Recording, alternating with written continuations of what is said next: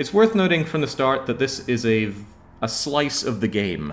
We don't have full access to the game, we've got a limited time and a limited segment of it, but it is enough to feel out what the game is about, so I'm still confident going into it. And what is available is the Builder preview, which I assume is this game's version of Endless Mode. I don't know if it will actually be endless. That is not information we have. Oh, look, there we go. Gives us the text for us. It says to us, the preview is limited in scope, no story mode, it's a work in progress. Bugs, crashes, placeholders may appear. Thank you for the boilerplate there. Worth noting that aside from some launch crashes, I haven't had any in-game major issues for the time that I've played it thus far. So, I'm sure some people want me to jump straight into Extreme. Unfortunately, there is no Extreme on the preview. So our main run-through is going to be on medium mode on the one available thing here, which is Machinists and Foragers. And is there anything to say? Probably not. Let's just jump right in. Who's got time for menus? We are here for game. Like I said, I will try and field any questions that I can answer based on my experience with this. Best way to hit me with that is to ping me in chat, and hope I notice the blinding red text there. This looks like Ellie McLaughlin from the first game. But here we go, let's set that scene. So, we remember the end of the world from the first game. Apparently it changed people. We now have a society split into two, foragers and machinists. We have foragers who are survivalists, machinists who want to become one with the omni-gods of machines. And we are the steward. The day of the captain is gone. We're now the steward. The city is getting overpopulated, resources dwindling, and tensions stirring. The city will not fall, not with me in charge.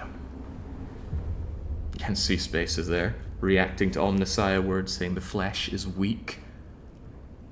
Now that's what our machinists believe. Question is, are we going to back them? We've grown numerous over the years and waited too long. Coal stockpiles are down, we need to colonize the Frostlands, locate our coal deposits, and get out there and break out. And I'm not going to be playing this optimally, I believe. I'm going to take it back, show off what there is to show off in the game. After all, no matter how well we play, our game is capped for 300 weeks, which compared to the first game sounds like a lot of time, but we're no longer dealing with hours and minutes here. It is straight up weeks and days. Fan is asking immediately, do you get the impression the playstyles are going to be as binary as the original game? No, certainly not. It's going to be very much a mix, because rather than being a survival city builder, this is more of a survival...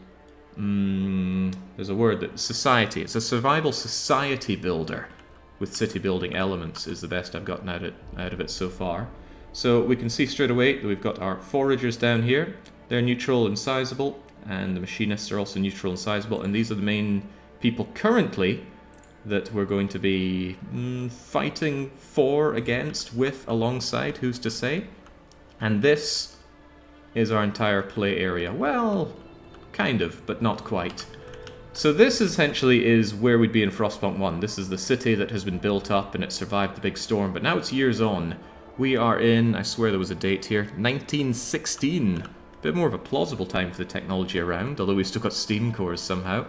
And now we need to strike out further on the city limits and then even further beyond. Can't do it right now, but we absolutely will.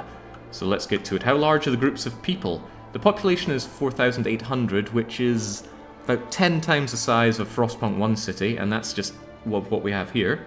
And of our factions, we've got 3,900 members here, 4,100 members here. Why do I feel like that doesn't... Oh, because that's workforce, not population. Aha! Well, my eyes are opened now. So we actually have many thousands of people. I don't know. I can't maths. So, we'll play along slowly and surely, and I'll field any questions. First thing is, we saw a little glimpse of this in the previews of it, the so-called gameplay previews that were shown for the game, but it is hex-based. I am not known for my love of hex-based systems, but I can reach. So we have our districts that are made up of areas of hexes, but we have a lot of inaccessible areas around here, and what we must engage in is frost breaking. What we have here is playable land, but we've got resources beyond, so what you need to do is send out frost breakers and clear land such that it can be built on. There's a sizable enough amount of coal over here, So what I'm going to maybe craftily do is break through a fair chunk of that. I think we'll go with that. And then whilst that's going on, our teams are out breaking through the ice to ensure that we can build up our infrastructure over to that coal deposit. Population is top right, thank you. Didn't notice that right there, but it will show as our population grows. We also got the temperature, the calmness, and the dreaded countdown until things get worse, as we remember from the first game. Colder seasons along they come, although I don't think the temperature strictly plays quite the same role as it did in the first game. Like I said, there's less of a focus on the survival aspect, far more on the societal aspect. Looks like repurposed strip mining diggers. Fairly certain we got some memey pictures of these, but yes, they're going through, carving through the ice so that we can reach out for this coal. We need the coal, because along the top we can see our resources. We've got heat stamps, cores, workforce, heat, shelter, food, materials, goods, coal, and guard squads. I like that that's a resource. And the handling of resources is done very differently from the first game. In the first game, you just have an amount, and it'll grow, it'll shrink, you'll use it. In this one, it's more about meeting ongoing demand. So currently there is a demand of 70 heat right now. That heat is generated from our generator, and the generator is going to siphon out the coal, which we can stockpile and have more coming in or more going out. Currently, we have a stockpile of 9,000, and it's being drained at a rate of 70 a day. That sounds good, but we have to remember we're not playing in Frostpunk 1 rules here. This is Frostpunk 2. Is the population fractional? 7 whole pops, 1 missing set of toes. I don't think we get a toe counter here. Right, so we've got some basic tutorial-esque stuff to work through, and work through it we shall. The coal is over here. I want the coal. And we build districts, and the districts don't necessarily have to be touching. In fact, there's no point building an extraction district over here where the people are. It'd be bad for the people and wouldn't get me the coal. We're building up our coal district right over here. Yeah, that seems about right. They will get that done. We needed a bunch of people to actually build this, but once they do, it'll employ people and chug out the coal. So very much unlike the first game, you're not placing down lots of individual buildings. There are individual buildings, but that's not what we're doing currently, and it's not a big focus of it. Do we have an example of... here we go, empty building slot. You do have individual buildings that you can place down, but we're not doing that just yet. Not terribly important currently. Don't have any research or laws to do just yet, but we'll be seeing those in about 5 or 10 minutes. Yeah, automatic roads. It's like I'm really playing Patrician 4 all over again. We have other needs that we should see to, but I'm not going to deal with that just yet. I'm going to play the game a little straight, even though I am feeling a twitch in my face saying, no, we must build up the shelter and squeeze people for all they're worth. Give it time. And yes... we can see our time passage up here. It's kind of out of the way. I'll have various things to say about the UI towards the end of this, but yeah, the time passage is very out of the way here. It makes me really miss the actual clock that we had in the first game. And if you hover over here, you can see the general passage of weeks until things happen. So yes, whereas in Frostpunk 1 we'd be laying down gathering posts and coal thumpers and coal mine and assigning automaton and the children here, the whole abstraction has been lifted one layer up. So instead we designate areas for that. Still have to make sure that we have the people with all their fingers and toes to do it though. Yeah, the UI is set to Discord white mode. We don't know how much of everything we see is final though. In fact, they were very keen to point out that this is... In fact, you can probably see the little watermark here. Work in progress does not represent final quality of the product. So who's to say what it's going to look like in a few months when it's out? There are no children, right? Oh, right, there's no night. I don't know. I'm pretty sure there's no day-night cycle, but there is whiteouts. Well, we'll get to whiteouts, won't we? We secured a new source of coal for the generator, but we need shelter. The closer to the generator or other shelters, the better. We cannot afford to lose more heat than we have to. We will indeed provide shelter. So previously you wanted to be within heat zones. Now it's about position relative to other things. Do I need to, or should I frost break out anything else? No, I think we'll be okay right now. So, we want to build up 2 housing districts. And there's the thing, you don't necessarily have housing space. There's just this abstracted quantity of shelter. And to improve that, we're going to need a couple of housing districts. If you are adjacent to the central district, you get this generator proximity bonus, and we certainly want a fair chunk of that. So I'm thinking I'm going to put you here. That way you get +3 heat from the generator proximity. Still need to place one more of you down, don't I? How about I shove you over here? Seems about right. There's food over here, I better keep that in mind. And also I want to build 2 of those because there's a fairly large shortage of shelter. I'll get to the effects of that shelter once I place you down. Having you nearby other housing also boosts up the heat, so I think our maximal approach here is just like that. Although we need to build them at certain sizes, so let's have you come out to here as well. They're not built up yet, so we don't get the effect.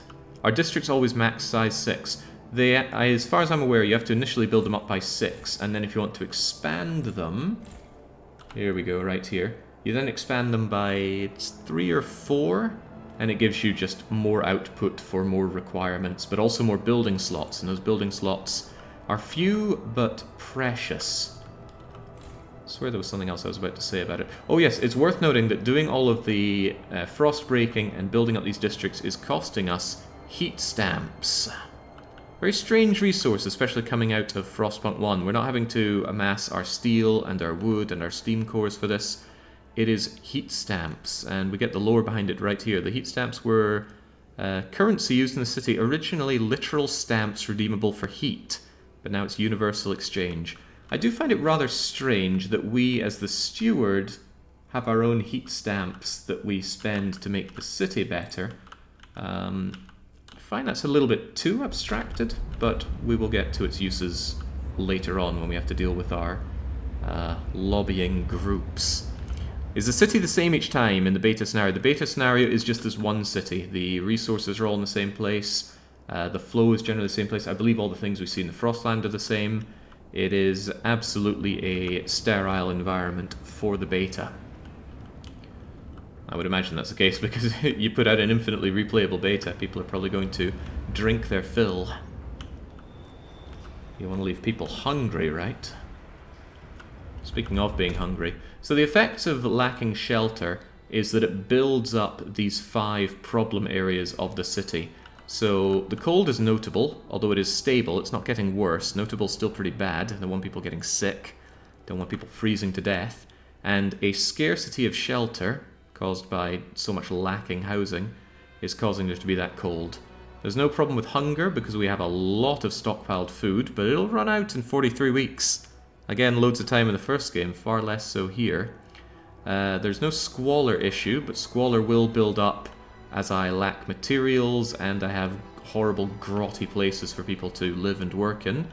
Disease is only minor because of the cold, and crime is only minor because we start out with some death guard squads to keep them at bay.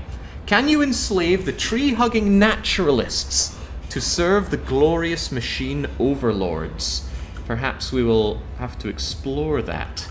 We can certainly mistreat, break promises, and show a lot of favor or disfavor, but to what extent we can punish them, I suspect is not available in this current beta. A little bit of information about stockpiling, just trying to tell you about what I was just talking about, the goods up there. If you go above your the amount that you can store, then it's going to be lost. And this is actually something that's a very interesting change from Frostpunk 1. So let's take coal for example. Now that we've built this thing up, we're generating 120, so it's filling up the stockpile. Stockpile goes up to 30,000, but there's also a limited amount here to extract.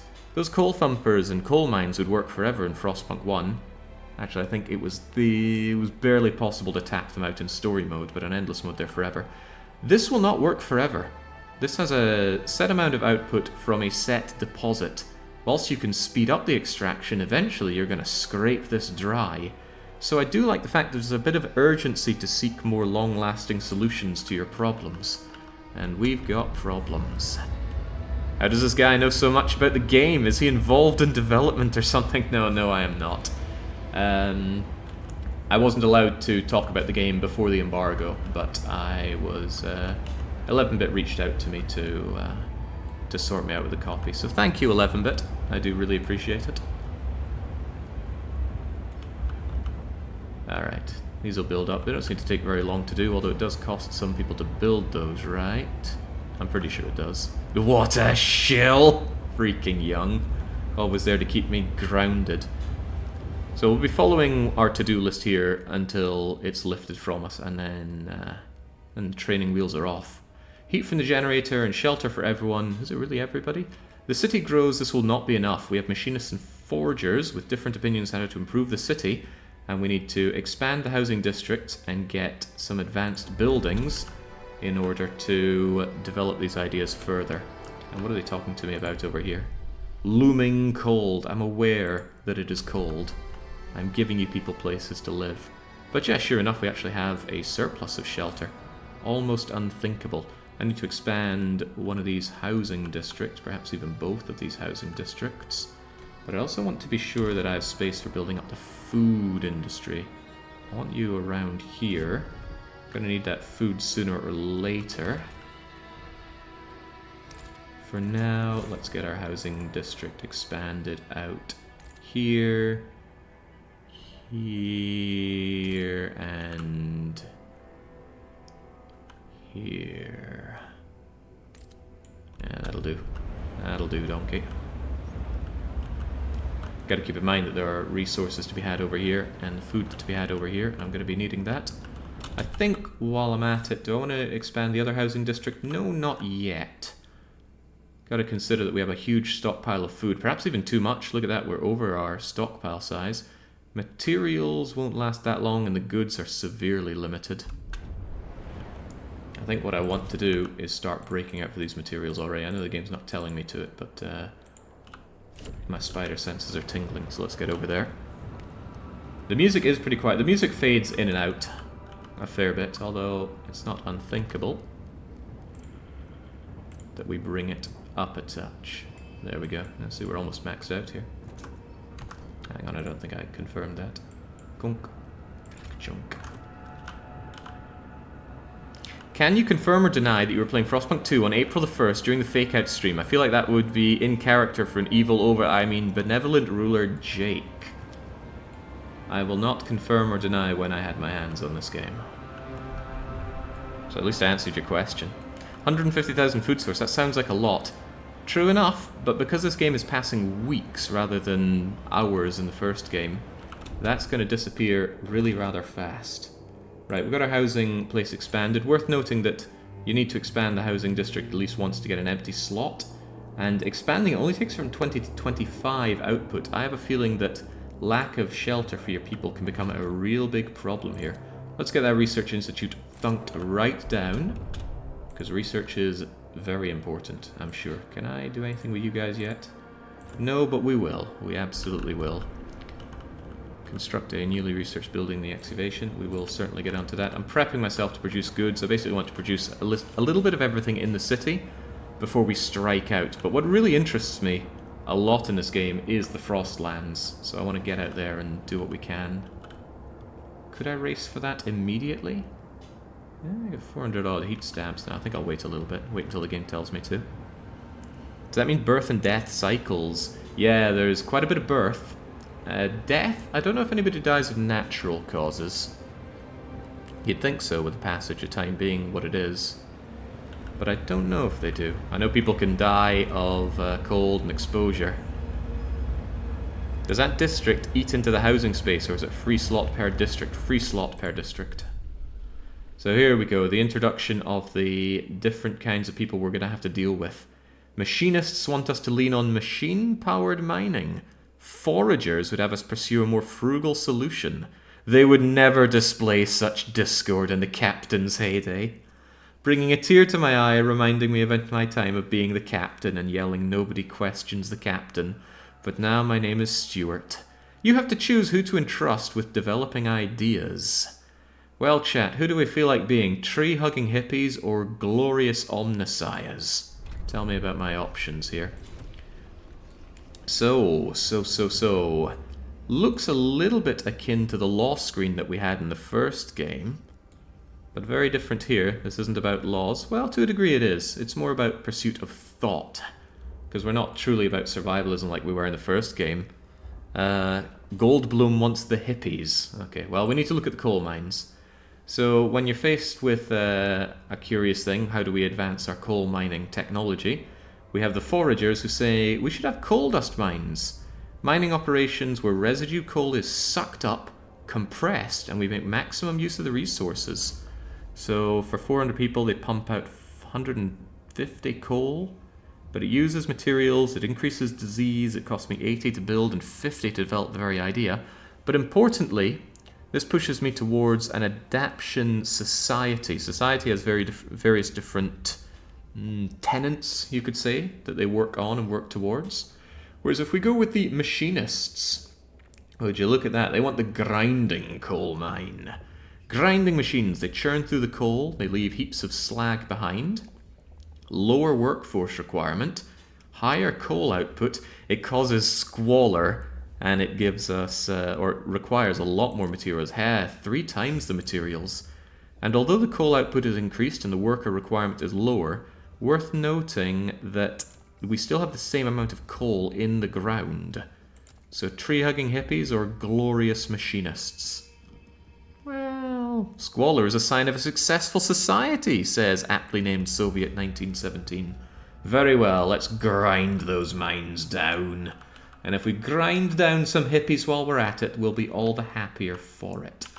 So, that idea is going to be developed over the course of 15 weeks. The machinists are going to be pretty happy because it's going towards their view on life. Currently, all we can do is bribe the machinists, so-called funding projects, to improve their relations. And we can request the same heat stamps currency out of them, but only when we have good relations. So, pretty shallow what we can do with them for now. That will change. Probably going to give me the Vicky 3 hit that I wanted without being Vicky 3. It's also worth noting that it's going to cost quite a bit of materials to be chugging through all that. I'm actually thinking that I should just build up my material extractors already, because I do really want those. 3, 4, 5. If I just shove you down here. Yeah, you know what? I do want material extraction. Just get that going. I don't want to run out of materials. I said I'd do what the game tells me to do, but, well, it's very difficult to tell me what to do. Do you lean one way or the other in general with machinists and hippies? Whoever gives me the most money, best options? I mean, the hippies fill me with great disgust. They probably want to knit big woolen scarves to wrap around these dead and dying trees out here. But the machinists... I mean, how can you trust someone when you can't see their eyes? Then again, the machinists are the very slight majority around here, so maybe I should be kowtowing to them for now. From the weakness of the mind, Omnissiah, save us from the lies of the Antipath. Circuit, preserve us from the rage of the beasts. Iron, protect us from the temptations of the flesh lord. Silica, cleanse us from the ravages of the destroyer. Anima, shield us from this rotting cage of biomatter. The machine god is set free. I do miss my automatons. I wonder what happened to them. I would suggest that maybe over the course of the years the city ran out of steam cores, but we're sitting on 25 of them. Yeah, I recognize 40k posting. It's been a long time since I have played 40k myself. I was just a little boy back then. Now I'm a man-child. So there we go. We're getting a little bit ahead of the game here, but I wanted my extraction working on bringing out materials here. And I would work on food, but there's no real need for food currently. I do quite want goods, though. I don't actually mind jumping the gun on some of these, because I know that the game... well, I've played through this, so I know it's general pacing. Take that out. I think that's okay. Oh yeah, the frost breaking needs to be a minimum number of positions, so there we go. I'm going to build up a goods factory here to get the goods going. There is a lack of goods. There's just consumer goods, your toasters if you like Hearts of Iron 4. and lacking it drives crime. On top of that, you actually are getting this very abstracted heat stamp currency out of your people, but if they don't get all the goods they want, you get fewer of them. I don't like the sound of that, so I will jump the gun a bit and get our goods going. Hi, how can I play beta, says Regfish. The beta is available to people that have already pre-ordered Frostpunk 2, to the best of my knowledge. And my knowledge isn't that good. What does absent on the workforce mean? That's sick people. It could be other kinds of people. Maybe we'll get people rioting later on. And you know what? Let's actually invoke a riot. I don't know who we're going to cheese off most, but let's try and explore different tenets of the game, because we are on a limited timer. This demo will be over in under 300 weeks. It says it's 300 weeks, but as best I understand it, it's not. On a bit of a sad note, I don't think this game is going to be mod-friendly. The first game wasn't, and this one shows all the signs of not being either. The file structure is very much packed up, so I couldn't see any obvious way to crack it open for modding. Because if you cast your mind way back 50 years ago when Europa Universalis 4 first came out, it first came out with a demo, and the demo allowed you to play as only some lame countries like Portugal. And obviously I wasn't going to stand for that, so I modded the game to allow myself to play as Scotland. Oh, I played that demo so much. Are there other settlements? Asks ACAB Europe. Yes, and once we get logistical, we'll be able to go out and explore the Frostlands. As for whether or not we ourselves will be building up other settlements, that is a question that I can only speculate over, and once we reach there, you'll see exactly why.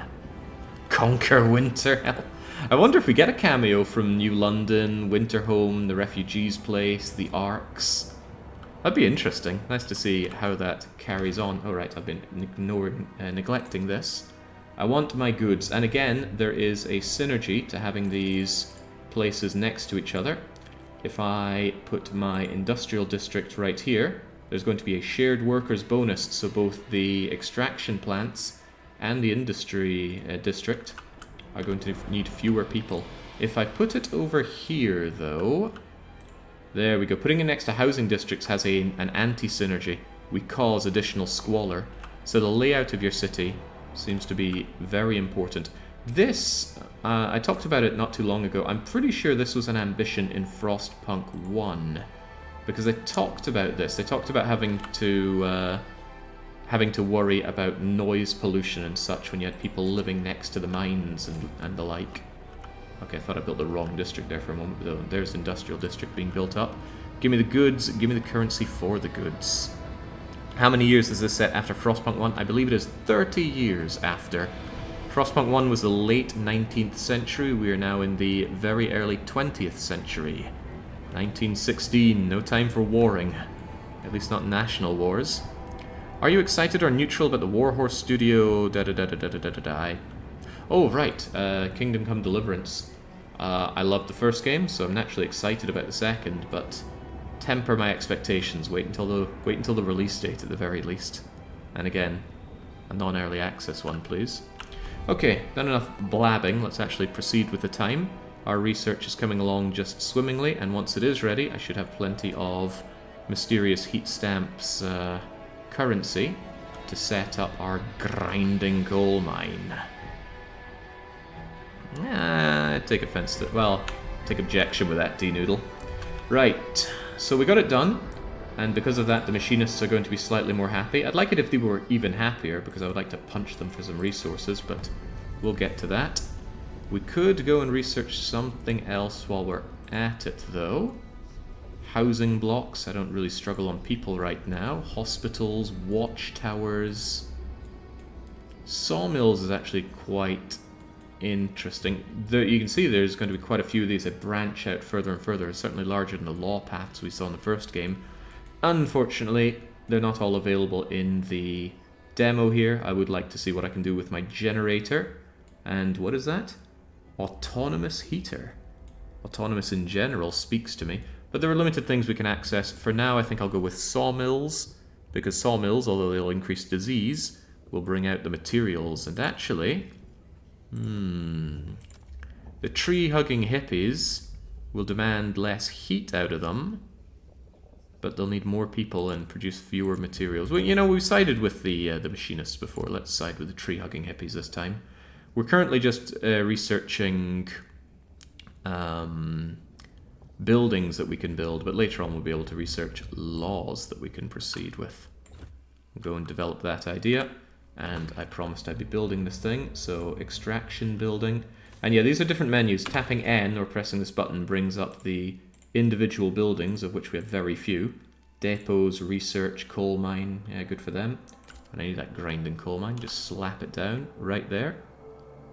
Preset area for it. I don't choose where inside the district it goes, but as I understand, the buildings themselves don't have any negative effects on what the district itself does. Well, not insofar as replacing something else. And tapping B or pressing this other thing allows us to build up districts. Also hubs. Air transport hubs can be built up. I have not explored these, but as best I understand it, if you slam it down, you reduce, perhaps even vastly reduce, the workforce required for an area. There must be a downside to this, right? Yeah, they chew up a few workers of their own, and they need materials. So if you have a strong material economy, it sounds like you could really cut yourself free of needing flesh and blood to run your city operationally. Perhaps. Finally found the time to join the stream, says Craywin. We're the children-fueled coal mines. We're building it right now as it happens. Our grinding coal mine is actively being constructed. And once that is built, how long is that going to take? Just says under construction. Don't know how long. Is every tick a day? No, I don't think it is. Looks like something that's only going to take a week to put together, but could you imagine something taking a week to build in Frostpunk 1? You'd never get anything done. How far can you zoom? This is the closest I can zoom in, even if I tilt the camera down, and this is not as far as we can zoom out. It does speak to where the gameplay has changed, though. In Frostpunk 1, you could get in closer, you could see and click on individual people. Right now, they're just little black lumps running around. And you could really go in and see the kind of framework building of the infrastructure. And I really like that. On this one, everything's zoomed out, but that's for good reason. The entire game is abstracted one level above.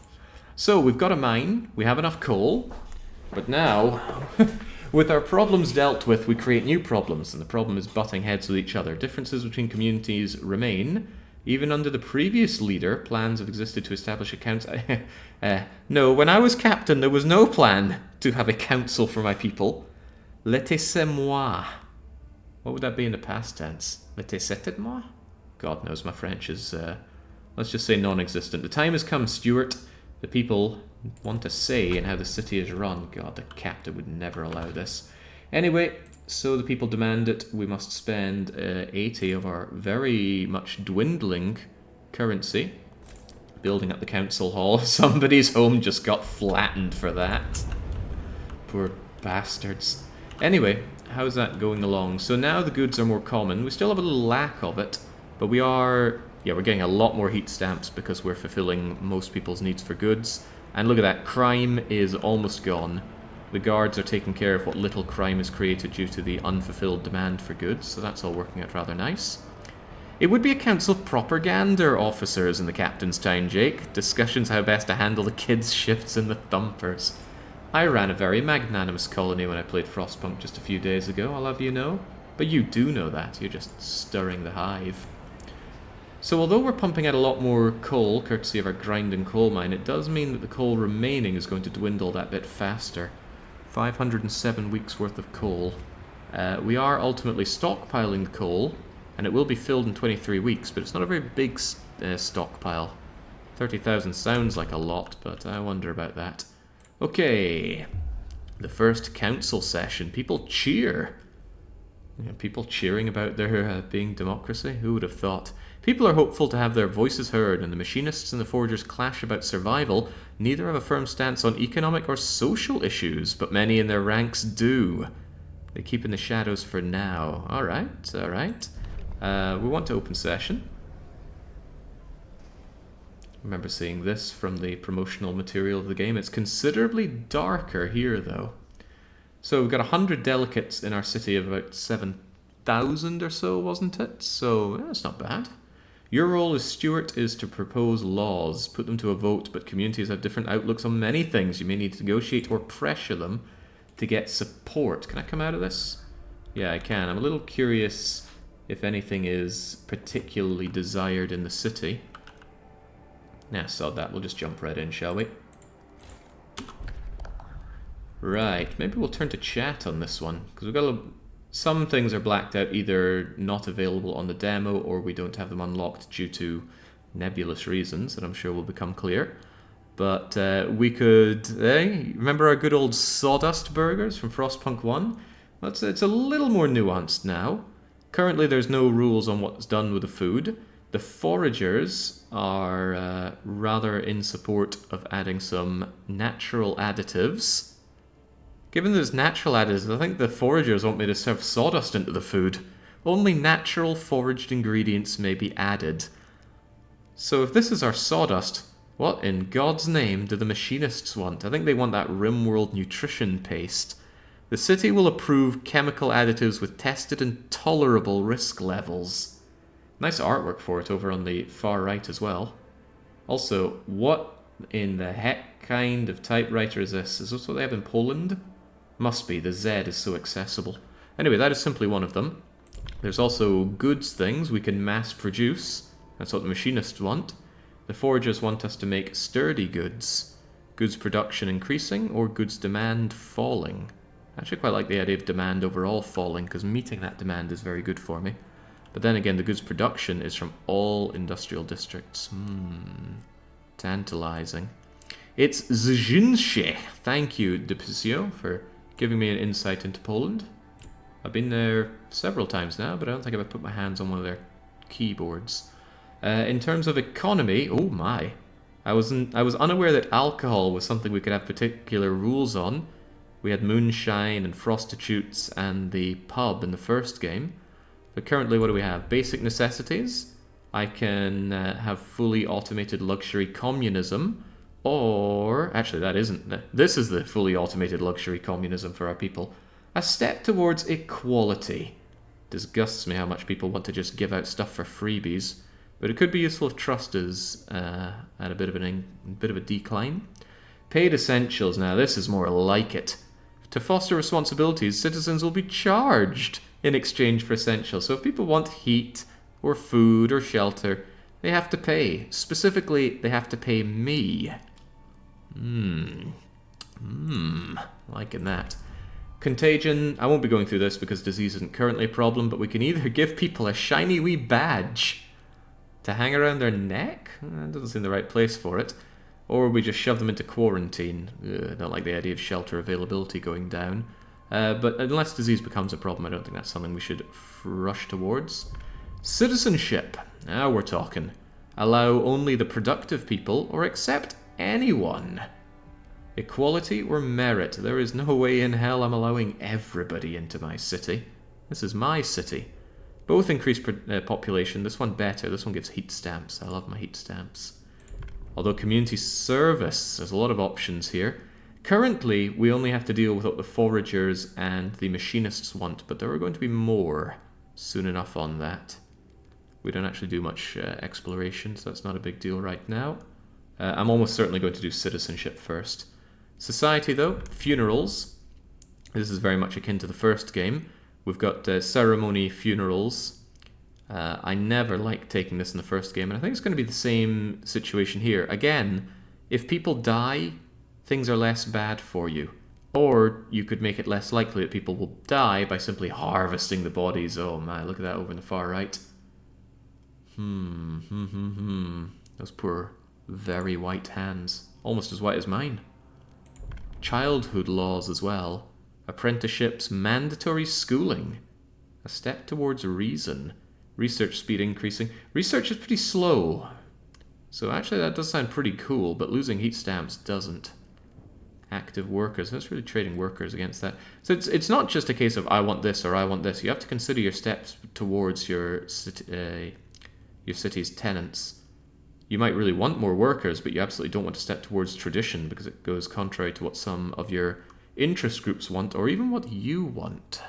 However, what I want right now is to deny any outsider. The only people allowed in my city are productive people, and they will pay me for the privilege. Looks pretty good. Let's just smack down that proposition. I'm a very meritocratic individual. Surely. Surely. Didn't actually notice we can zoom around our... zoom in and zoom around. I didn't actually notice this. I thought it was just a top-down view, but look at that. We can see all the wee foragers and the machinists right now. Are they visually different? Can I tell that you are machinists and you are foragers? Yeah. Interesting. So they're completely divided on this. It's a merit-based thing, so neither of them have particular feelings about it. I could put it to vote. I'm fairly confident I'd win. If we already have twice the number of against and fors with everyone else divided, I think we've got a good chance. But what other options do we have? What we can do is we can pressure the delegates. This is us using our political clout and telling them back this law. Comes at a cost though, so my trust level is just under the... between the A and the T in delegates. But it drops significantly down if I pressure them. It does force the law through. If I don't feel like using my clout, and I feel like clout... I haven't got a good feeling for what it's like in Frostpunk 1, like something to compare it to. I used to always say, if you're not maxing your discontent, you're wasting your discontent. And if you're not minimizing your trust, you're wasting your trust. I don't know to what extent it's important to keep your tolerance high, though. Does it have passive good effects or passive bad effects at low? I don't know. Click on a delegate. Hey, there we go. We can see our foragers around here, and they tell us what they think, and chat is a little bit in the way. We temporarily clear chat out of the way. Frost covered the earth. The foragers, peoples, or ancestors are caught beyond the safety of the generator. So these are actually people that we didn't initially save in New Manchester and the likes. The harsh conditions have made them learn to survive against all odds. They've settled in cities. The ordeal of surviving has left a mark on them, and they believe in adaptation. And then we can look over at the machinists there. Descendants of the groups that built the initial cities. Remember those from the last autumn in Frostpunk 1. They maintained it, they faced the Great Frost, they huddled, and this shaped their beliefs. When there's a problem, they seek to solve it through automatons. Devising machines, works, exploiting available resources, technological progress is the only way forward. Alright. So, the other thing we can do is negotiate. Both of them would be open to negotiation, so what you can do is you can hit here, and you can say, hey, I want you to vote for, or even vote against. Sometimes you will want voting against. And if you do this, I will either give you an agenda, so that'll allow them to table the next motion. You could say that you're going to enact a policy. City development effort, material output per capita, might not be a bad thing to actually promise them. Because they also become happier when you promise, but I think the other people would be unhappy that I keep promising things to them. Or they could ask me to research machine-adjusted shift policy. But like I said, I'm quite confident the vote will go through. It's not an unpopular thing, so we're going to go for it. Please double-click on a delegate. There we go. We can see the individuals here. We can see, oh my, we can go through them here. We've got Sackville here, factory worker machinist. Built miniature clocks as a child, been on his last nerve for 7 years. Loves jokes about automatons achieving sentience. Jokes, he says. We've got Wellesley, our city planner. Back to Olivia, Madeline. Aha. Very nice. It's also one of those things that makes me really wish this game was moddable. If I could put chat members into this game and have them be part of our lobby groups, oh boy. It's kind of very much what I wanted out of Frostpunk 1, but hey-ho. Right, sentient machines, heretic. Yeah, what if the machines start getting a vote? Then we're in trouble.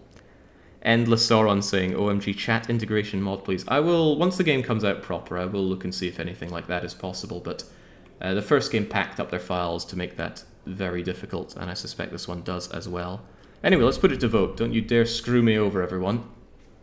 We need 51. It's 100 delegates. We need a simple majority to pass the motion.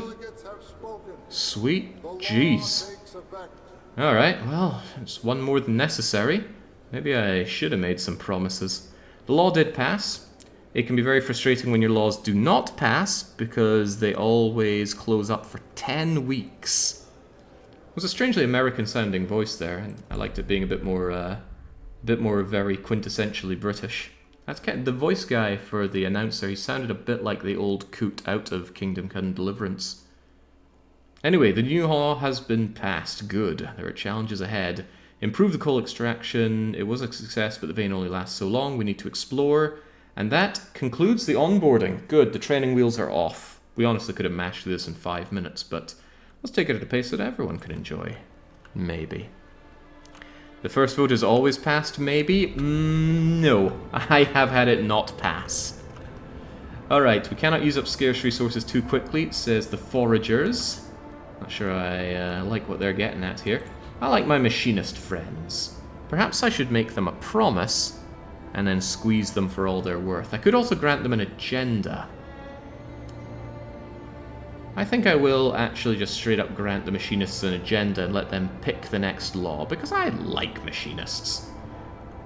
Now, when I said I like machinists, I like them to the fullest extent of their pockets. I allowed them that agenda, but that does allow me to really make it quite a pressing matter upon them that the city is only built thanks to their gracious contributions. So, although we give them that agenda, I am also punching them for their heat stamps. But don't worry, those heat stamps will be put to good use.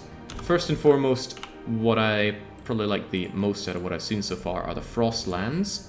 So we are going to carve our way out towards said Frostlands. To the fullest extent of yeah, precisely. Can you overmine resources, or do they stop producing? They will continue to produce, but be wasted, so you do not want to overfill your stockpiles.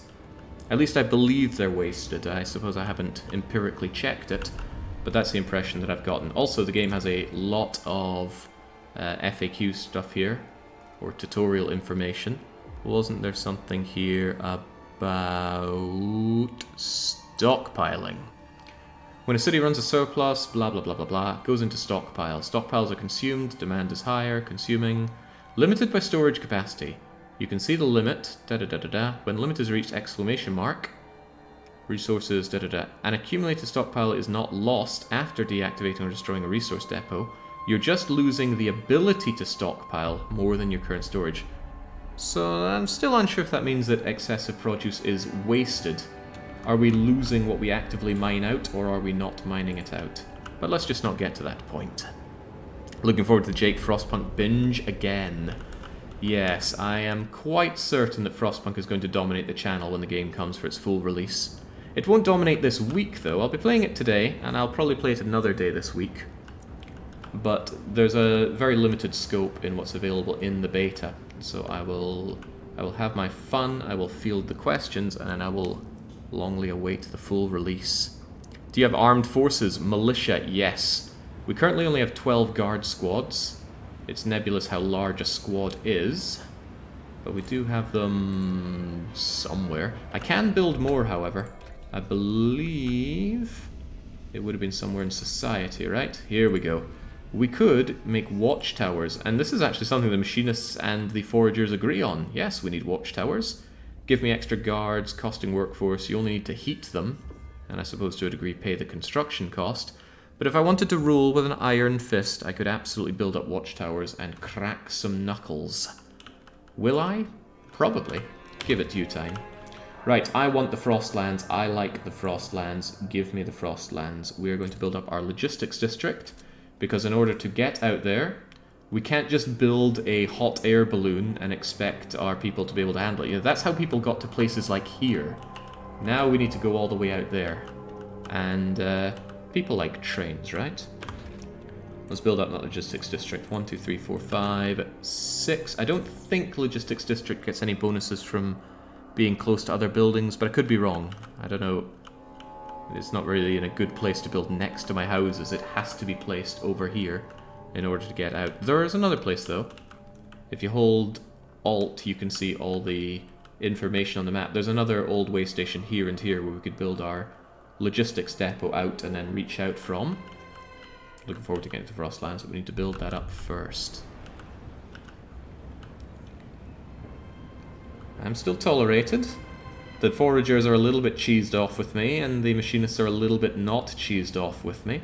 And we've got tension. It's absent because I run a damn good colony and play all those aeons of Frostpunk 1, not to know what to do in Frostpunk 2. But currently I'm meeting just about everyone's demands. The only thing not properly met right now is a demand for goods, but our guard posts, or death squads, are ensuring that nobody gets too mad about that. But of course there will always be people stirring trouble, and I bet this is someone already moaning about my glorious magnanimous rule. It is. It's Sue Miller, the 12-year-old street urchin. Cindy's pa went and got her a governess. She's going to be a duchess. Not on our watch. We roughed up the little so-and-so. There's a lack of law regarding childhoods, and this is causing tension. Okay. So the kids are having a wee rummel over there, and the game is hinting towards maybe I should have passed a law to stop the kids from beating each other half to death. I will consider it, but I like to think that's how you get strong children. When I went to school, we played a game called Last One Off the Bench. We put the whole school on a bench, and the last one on the bench would win. So you were shoving and kicking and punching everybody else off the bench. And yeah, it was the whole school, because my entire school was 14 pupils. I'm from a very remote place in northern Scotland.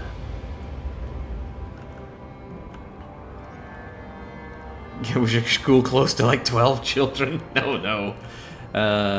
It was getting that way though, because it was about to be a third empty year. Alright, have we got our logistics depot? Momentarily. Get that thing built. I got places to be and people to integrate. The least violent Scots. Alright, come on, get me my Logister Bay. We only had one hot air balloon previously, hot air balloon in the previous game, now we've got a bunch. And with Logistics Depot up and on the go, we can now check out the whole Frostland. Let's pause the game for this bit. So, this is our city. We can zoom right the way down to the generator here. And the zooming out goes do-do-do-do-do-do-do-do. And the Frostlands are big. A whole lot bigger than we had in Frostpunk 1. I like this. I like this a lot.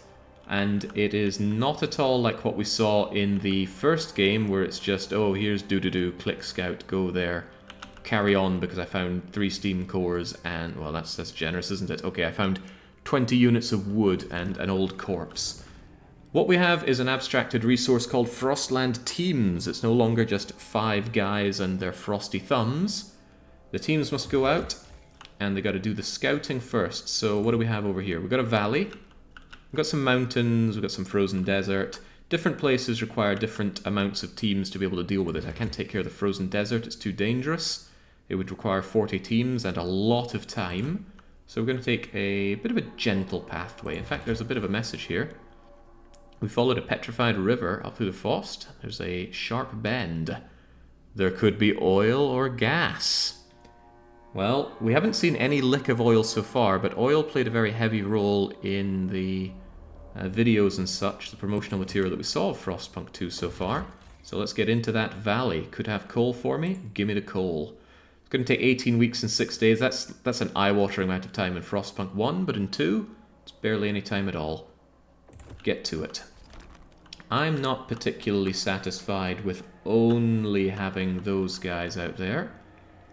However, there's also a motion here, right? I told the machinists that in exchange for all that money they gave me, I was going to let them table the next motion.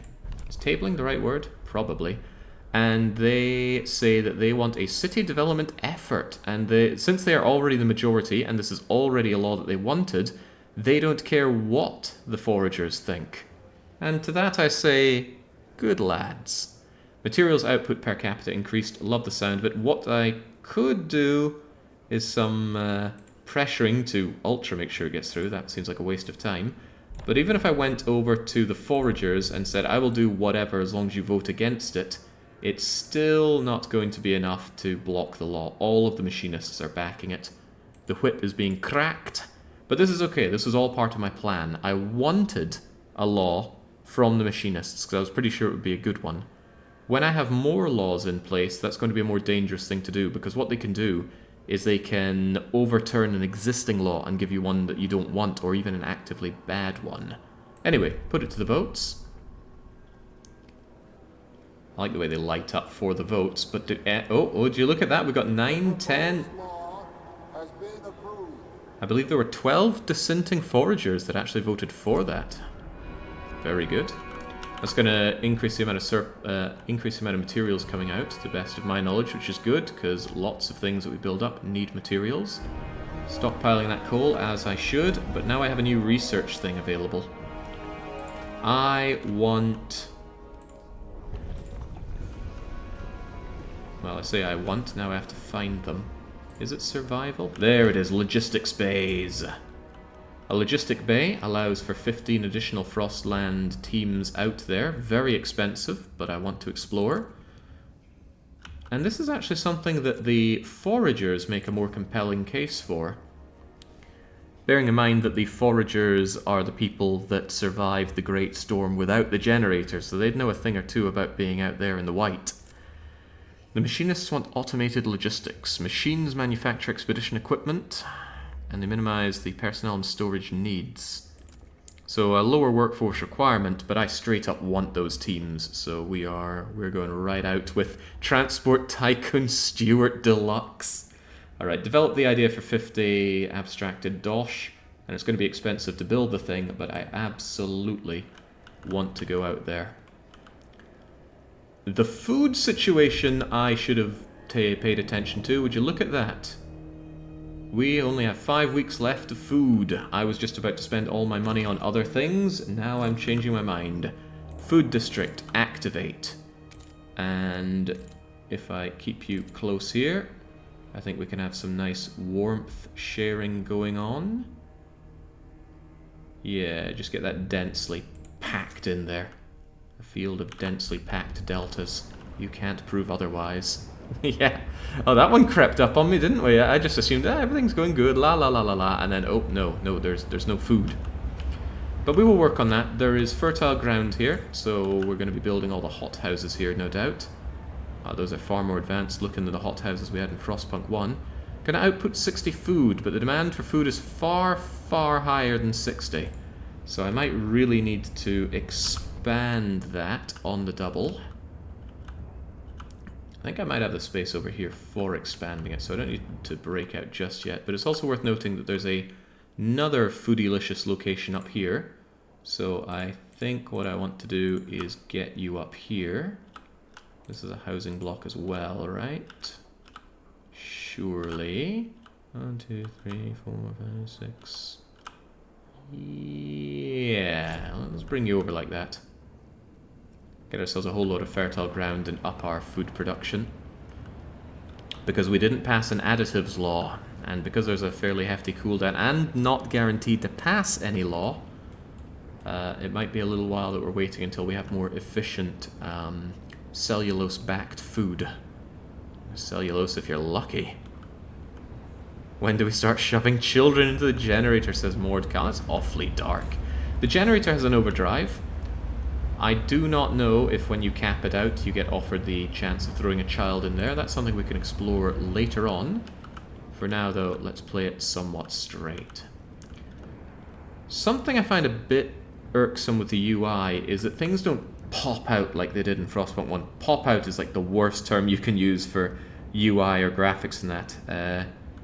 Artists hate the term, but it is true. When something happened in Frostpunk 1, big, crunchy sound effect, huge icon, difficult to miss. In this tiny little icon here is the expedition. I am definitely going to miss when the expedition is done, unless I pay very close attention to it, and it's miles away from some of the other iconography that we have in the game.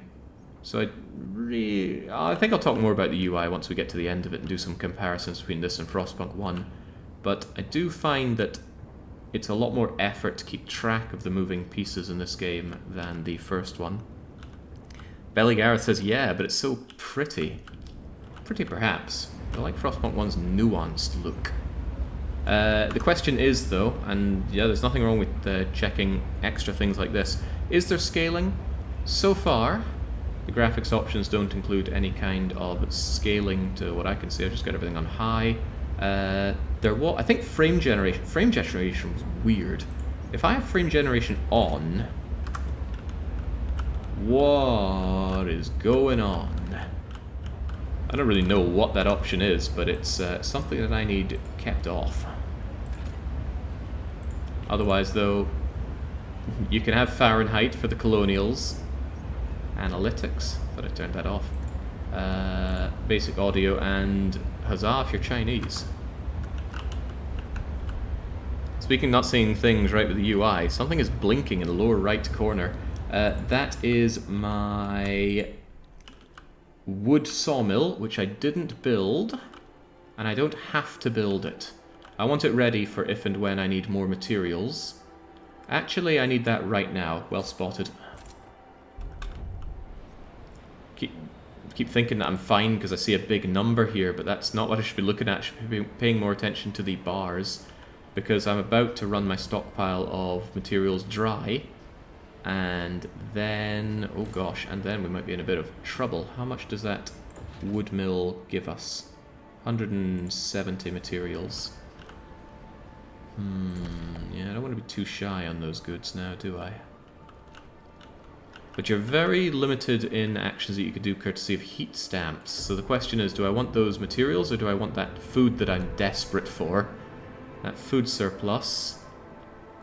Once you look at that, we got 20, 60, 80, but we're still spending because the 80 is coming from the stockpile. I absolutely need my food district. However, I'm short on workers, so that's grim too. Feral children.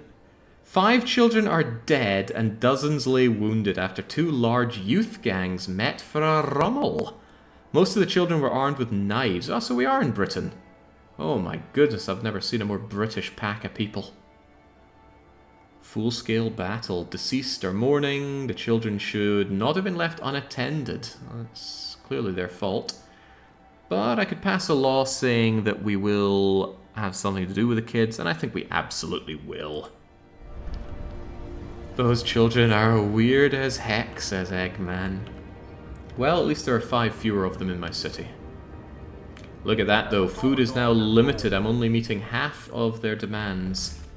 And if I want a food district, I actually need a lot of additional workforce for it. That is a problem for me, because I don't have those people. But the population is growing. Soon I'll get a population boost, and then hopefully that will solve my problems. Hopefully. Yeah, there we go. So it's starting to reach the bottom of our barrels on materials, but more importantly food. That food lack is going to drive tension, no doubt, because it's going to build up, yeah, hunger, extremely increased by food scarcity. So we need population, or we need laws that are going to aid us in terms of worker amounts. I can't just build more houses, I need my people to breed. Spirit of Abe, help me now. Separated families. A large group of people have set up camp outside the city by one of our checkpoints. They're the relatives of outsiders we left in. My daughter is alone in there. You need to let me in. She needs me. A 15-year-old laundress is safe and doing well, but the mother won't budge. Now, given that we've got a big heart and we're playing this kind of nicely, we can relax the laws to let the families come together. Sure, it comes at these costs, but these costs are unacceptable. Get out of here, old lady. Hags need not apply for my glorious society. We're tearing families apart. For now, we're only tearing them apart in the proverbial sense. Give it time. We'll get a lot more physical on that. Kind of weird that your population rises when you're facing a famine. People are getting half the amount of food they used to have. They were a bit too fat before. What I could do is turn off my wood mill, and that would, although it would hurt the materials, it would allow me to actually get the workers free to build up the food district. And I really need that food, so I think that's exactly what I'm going to do. I want my food district over here near the housing so that we can share warmth. But yeah, get that going. I have a feeling that a lack of food is much worse than a lack of materials. And besides, when we get more people, and we're close to getting more people, we will shove them back over to the the wood sawmill. Oh, but here's another thing to consider. We are almost topped out on coal, so what I can actually do is I can turn off my grinding coal mine, save myself a few hundred people, and that way I can still get them to work on our goods. So this game still has those little bits of balancing act that you can do from Frostpunk 1, where you're going, ooh, let's have fewer people in the guard towers because we must produce the food here.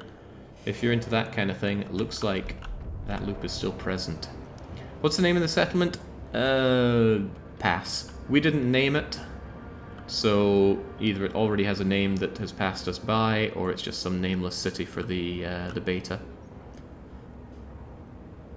Can't you expand your food district instead of building a new one? I could, and I also could build a building on it. Unfortunately, I have not researched a building that I can use. Here's an example of the UI thing. I didn't even notice that we had a free law proposal available right now.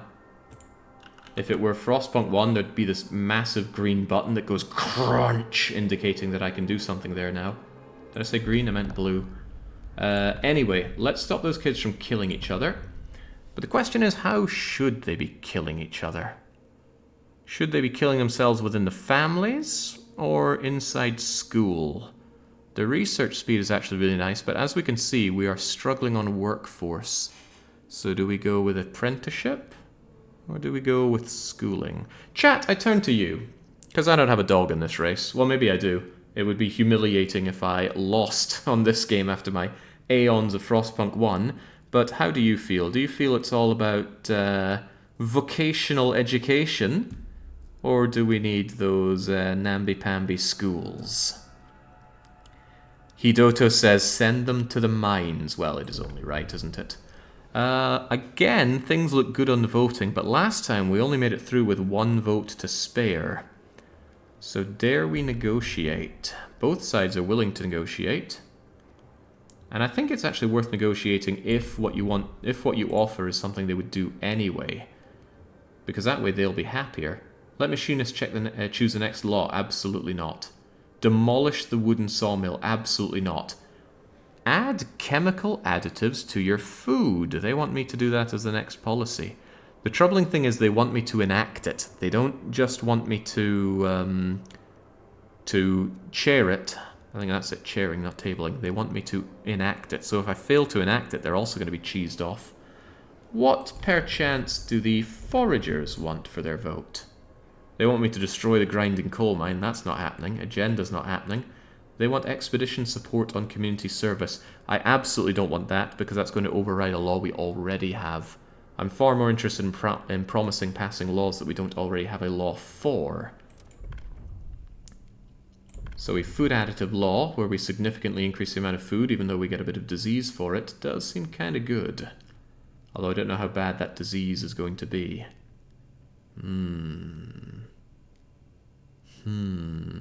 Looking at it, it won't be difficult to pass, because the machinists want it, and they somewhat have a majority. So I think, just to make sure everything goes my way, I will tell the machinists that if you vote for me, a vote for me is a vote for thee. We'll put in the chemical additives. It's a rather underhanded looking handshake. So they make sure the law goes through and everybody is happy. By the way, there's nothing forcing me to do what I said I'd do. Sure, I promised, but I didn't promise to keep my promise. Alright, put it through. We already know it's going through. Vote for me and I'll put bleach in our food supply. There we go. There were loads of foragers wanting to back us anyway, so that was going to happen. But there we go. Childhood has been regulated. You kept your promise. So because I said, well, I think I said I'd deal with the kids. Maybe not in the way they want to. Now I'm just sending them down the mines.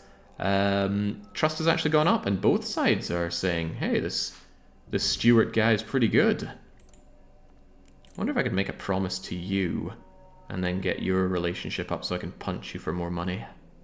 Let's see what kind of promises they want. So what you can do is you can say, I'll make a promise, but I don't have to, but if you don't, then they won't allow you to make a promise again for a while. This game has some invisible cooldowns that are a bit annoying. For example, if I wanted to get more dosh out of the machinists, it says it's too soon to do it. But we're not going to tell you when you can do it, or how close you are to it, or how long it takes. So it's a bit...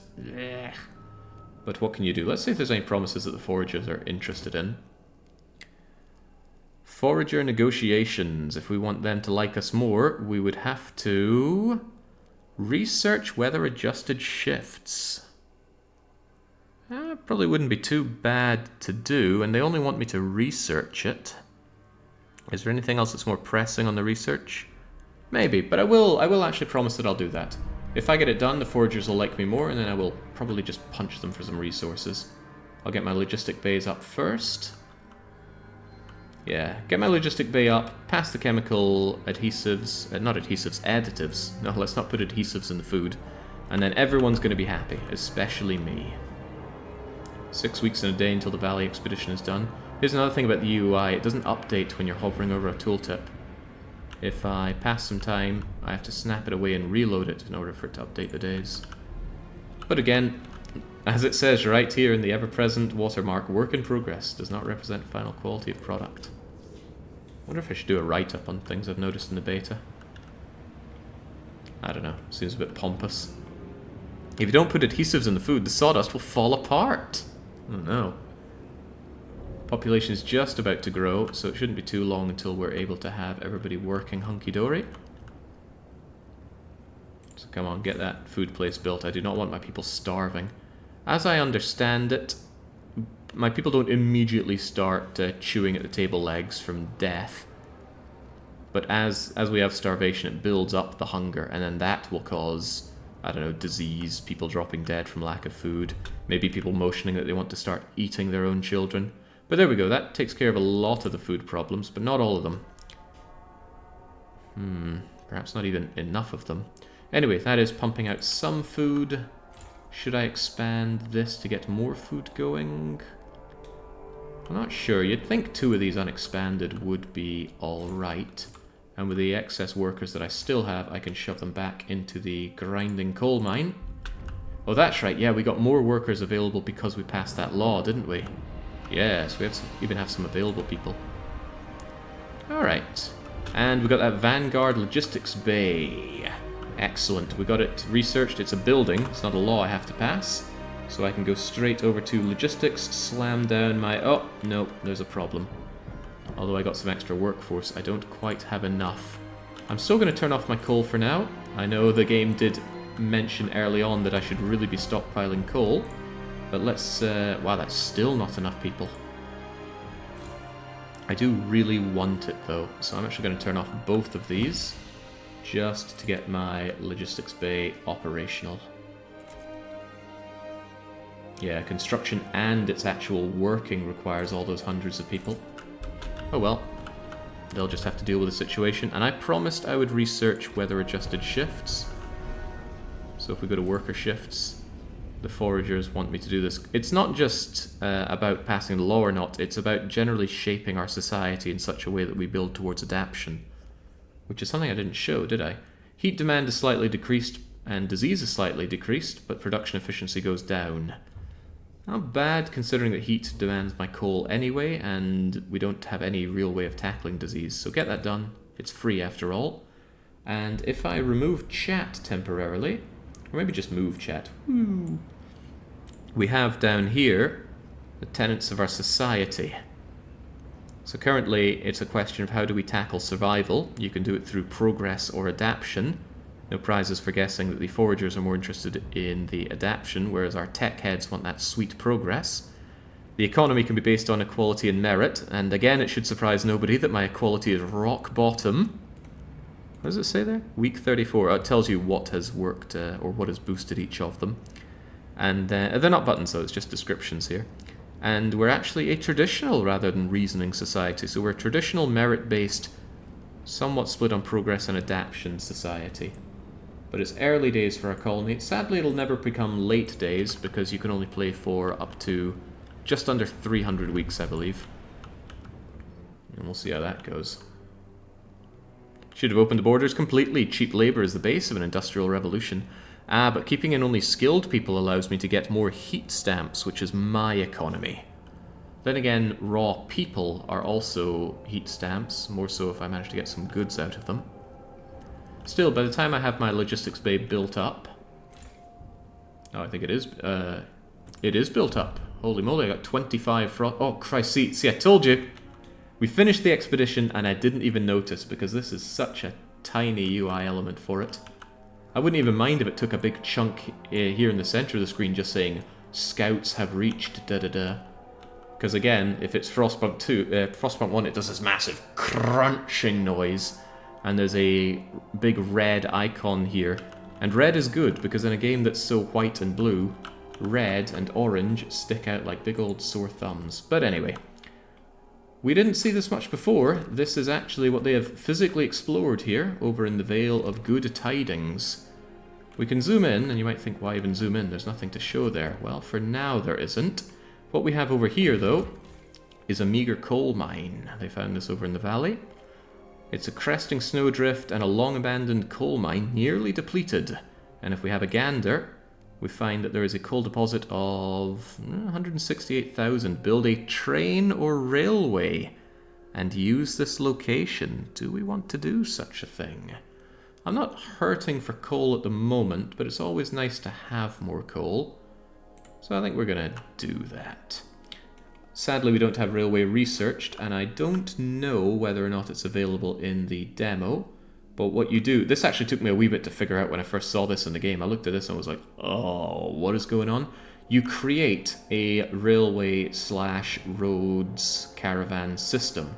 So I create a point out to here, then over here.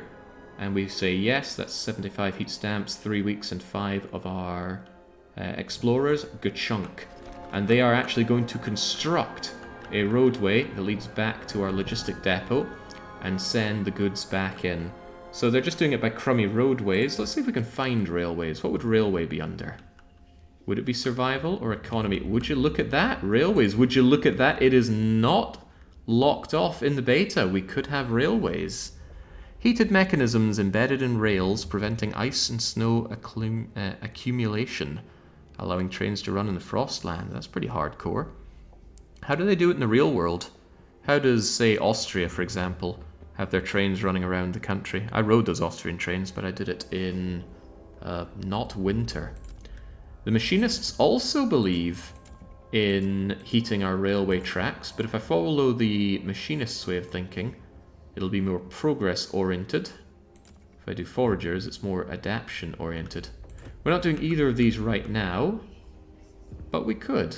How can a game even be good if it doesn't have trains, points out Pooland. The original Frostpunk 1 did have trains if you played the winter home scenario, which we did too many times. Right, and the question was how far we can zoom. We'll wait for this thing to be built up and then we'll check it out. Oh, we need to wait for the rail to be connected, but it is being connected, right? Of course it is. Back to the city. Do we know if the paths do something? It will antagonize the different groups or make them delighted depending on how far you staple yourself to one or the other, which may come with benefits and downsides. I wouldn't claim to know all. Here we go, we got our city growth. A new count has revealed significant growth in our population. Influx of settlers, births outnumbering deaths. That's a laugh in 1917. In a city like this. Whatever the cause, we have adjusted the calculations. 1,000 more people in the city. 1,600 even. We'll work towards our next growth spurt. But that gave me a lot of workforce to play with, and we actually make a lot of them work due to the children being made to go down the mines. Well, they won't all be going down the mines. Some of them are going to this untreated wooden sawmill to meet our material demands. Some, of course, go into that grinding coal mine. But the food is starting to become an issue. Unfulfilled food needs. So what are we going to do about that? What we're going to do is explore our way to a solution. There's a vast expanse of relatively low elevation to our, I assume, south. Do we know where north is? Would you even be able to know where north is in these kinds of situations? As I understand it, there were magnetic issues with the world as well, but I'm not good at physical sciences. Point is, in 18 weeks we will chart this place out, so get it charted. And what else do we find in the Vale of Good Tidings? We found oil-treated sledges. An abandoned caravan of sledges long since picked clean, crude, effective waterproofing. Frozen tracks indicate sledges came from the northwest. Okay, so we do know direction. That tells me that maybe, if I make my way over to the glaciers, we'll find out more. On the other hand, I don't have the people available to do that. Is there anywhere safe-ish that I could investigate? There's some planes over here with potential materials.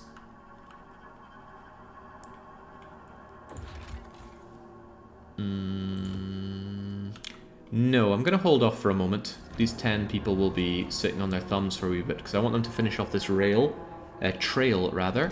and then I want to get my coal going, because look at that, we've only got 28 weeks of stockpiled coal.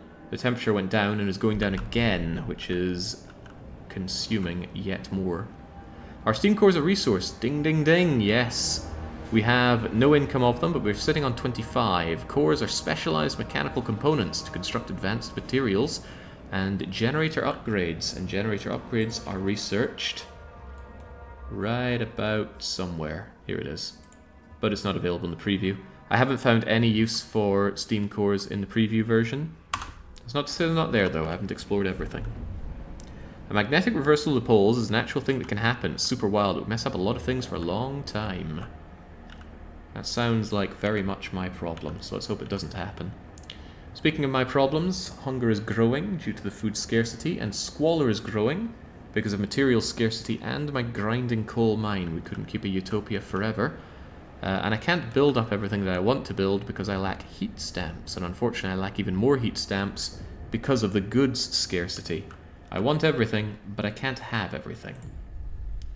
And what does Annie Evans want? Oh, this is that bloody girl with her bloody mum.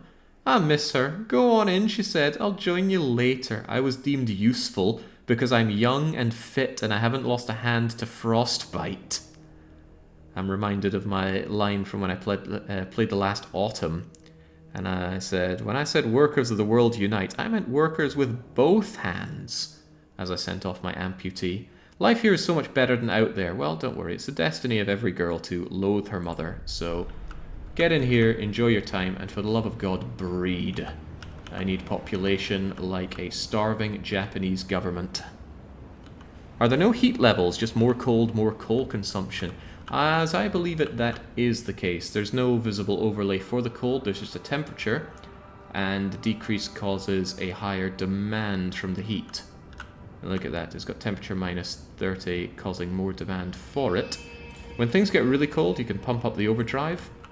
I do miss the heat overlay, but I don't think it's that kind of game, because in the first game it's very important where you position things according to the radial output of heat. Here, I don't think the same system would work. Doesn't stop me missing it though. It was so powerful to hit the cold button and just see the whole city transform into shades of red, yellow, and very cold blue and purple. Loved it. But no, not here. Not here, not now. Okay, and again, I missed it. Because, man, the UI is... I don't think it's great at alerting. I know I'm not well renowned for my ability to perceive things. But look, we've got a law available and the road has been completed. Sadly, this is as far as we can zoom in on this. Maybe the railways will look a bit... Well, I could have sworn I was able to zoom in further on these before. But the reason I'm out here is for this, my meager coal mine. It's going to be an ongoing cost in my Frostland teams, but it's going to be an ongoing income of coal, which may be very useful. So they're going to get that constructed. That leaves me with 5 whole Frostland teams that don't, I think, have anything to do. But once the plains are charted, maybe they will. Wasn't there a scene in the trailer where you could choose districts that would get heating if you didn't have enough supply? So, here is my housing district. I can blow it up, I can disable it, and I can grow it. I don't see any obvious way to heat it up. I'd have to recheck the trailer to see exactly what all that's about. Kind of like the individual buildings better than the hexagons, says Orlov. Well, hexagons are bestagons, but I think it's more to do with the level of abstraction here. This isn't a game about building individual buildings or managing individual people. We're dealing with thousands of people now rather than dozens or even hundreds.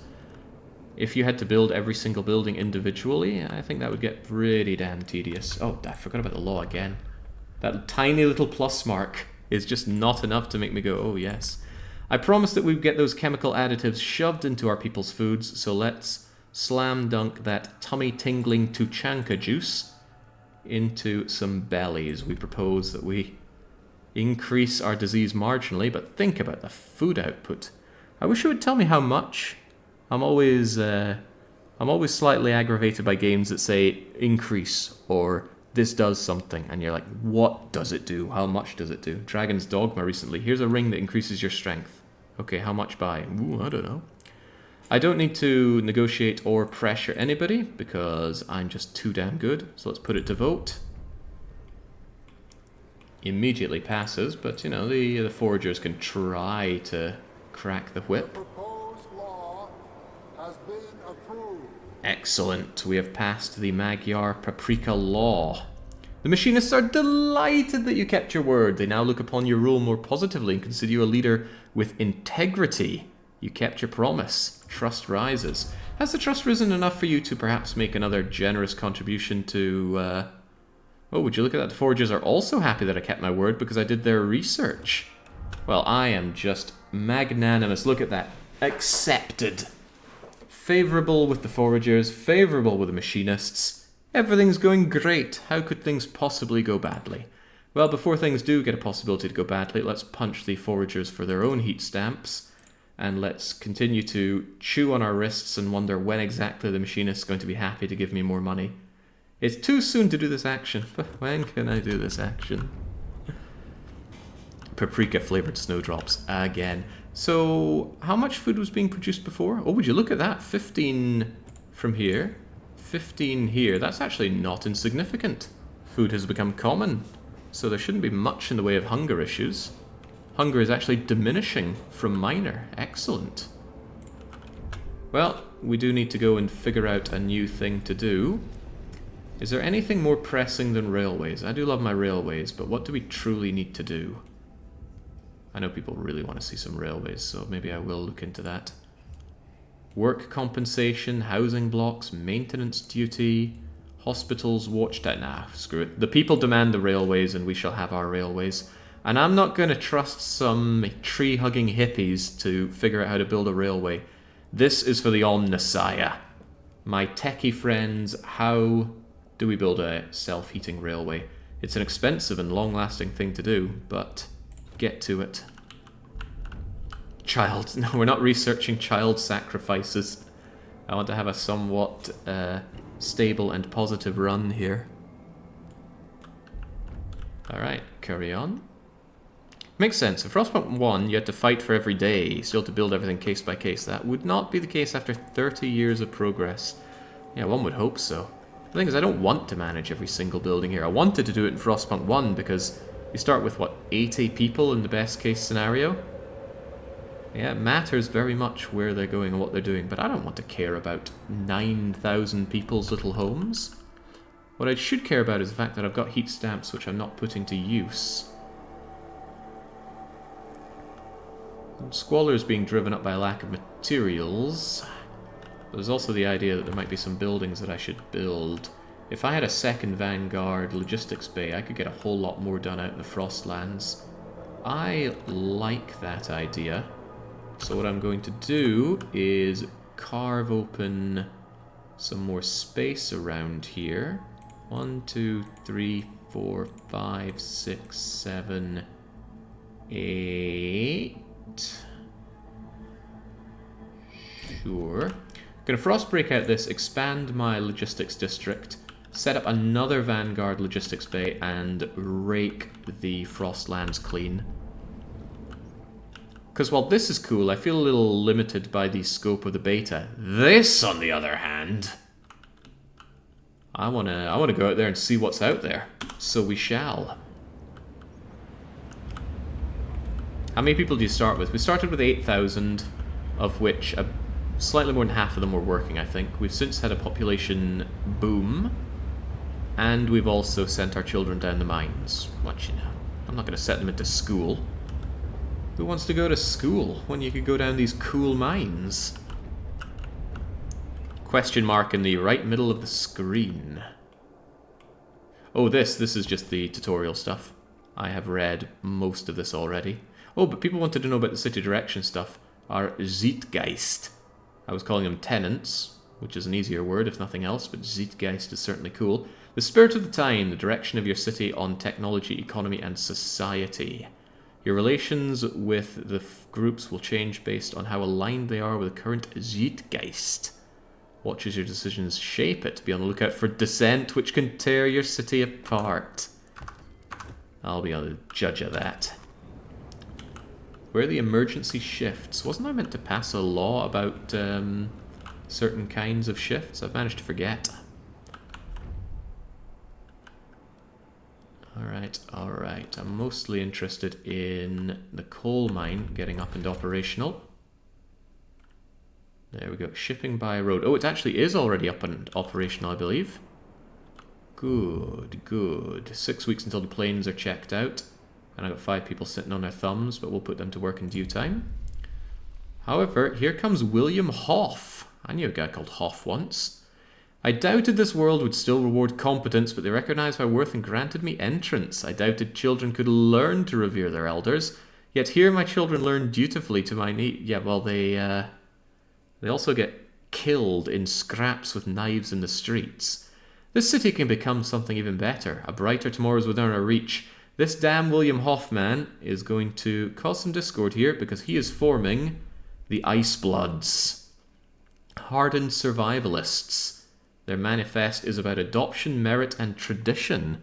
Conveniently, what I'm doing. I like the sound of that. They really want to get these particular laws in place. They want to put specific badges on specific people so we can avoid them in the street. I knew I liked the look of you. And they can do hunting trips to periodically make me food. Well, as a man who is currently low on food, I might immediately ask you to go on a hunting trip. However, they don't trust me. What I could do is bribe them into trusting me, make a promise, or outright promote them. I do like the look of these icy, bloody people. Relations greatly improved with the Ice Bloods. They don't have a lot of funds to give. The fact that they're small actually makes it really good to bribe them. Because bribery goes both ways and depends on their size. I don't know if the hunting trip depends on size, but 80 food output for my current very hungry city is very welcome. So I'm going to bribe them and tell them to go out there and make me some extra food, and with that, hunger will be a thing of the past. The Ice Bloods say that is a wise use of the public funds. Look forward to seeing the Ice Bloods when we chair the next motion, though. Chairing or tabling? Oh, the machinists aren't happy. They call it blatant favoritism. When can I take your bloody money, machinists? I want to take your money and kick you out. I want my proto-fascists. Max Horkheimer. They keep looking at my hands. You're just a regular old researcher. You don't look galvanized, but I don't think you like these Ice Bloods. So yeah, the whole game seems to be based around society rather than strictly survival city building. Is it just me, or have we not had music in a long time? Where'd the music go?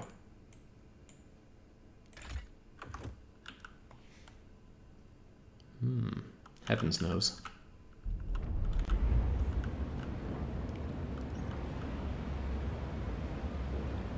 We live in a society. People are getting sick. I don't like the sound of that. I wonder if that's because of my food additives.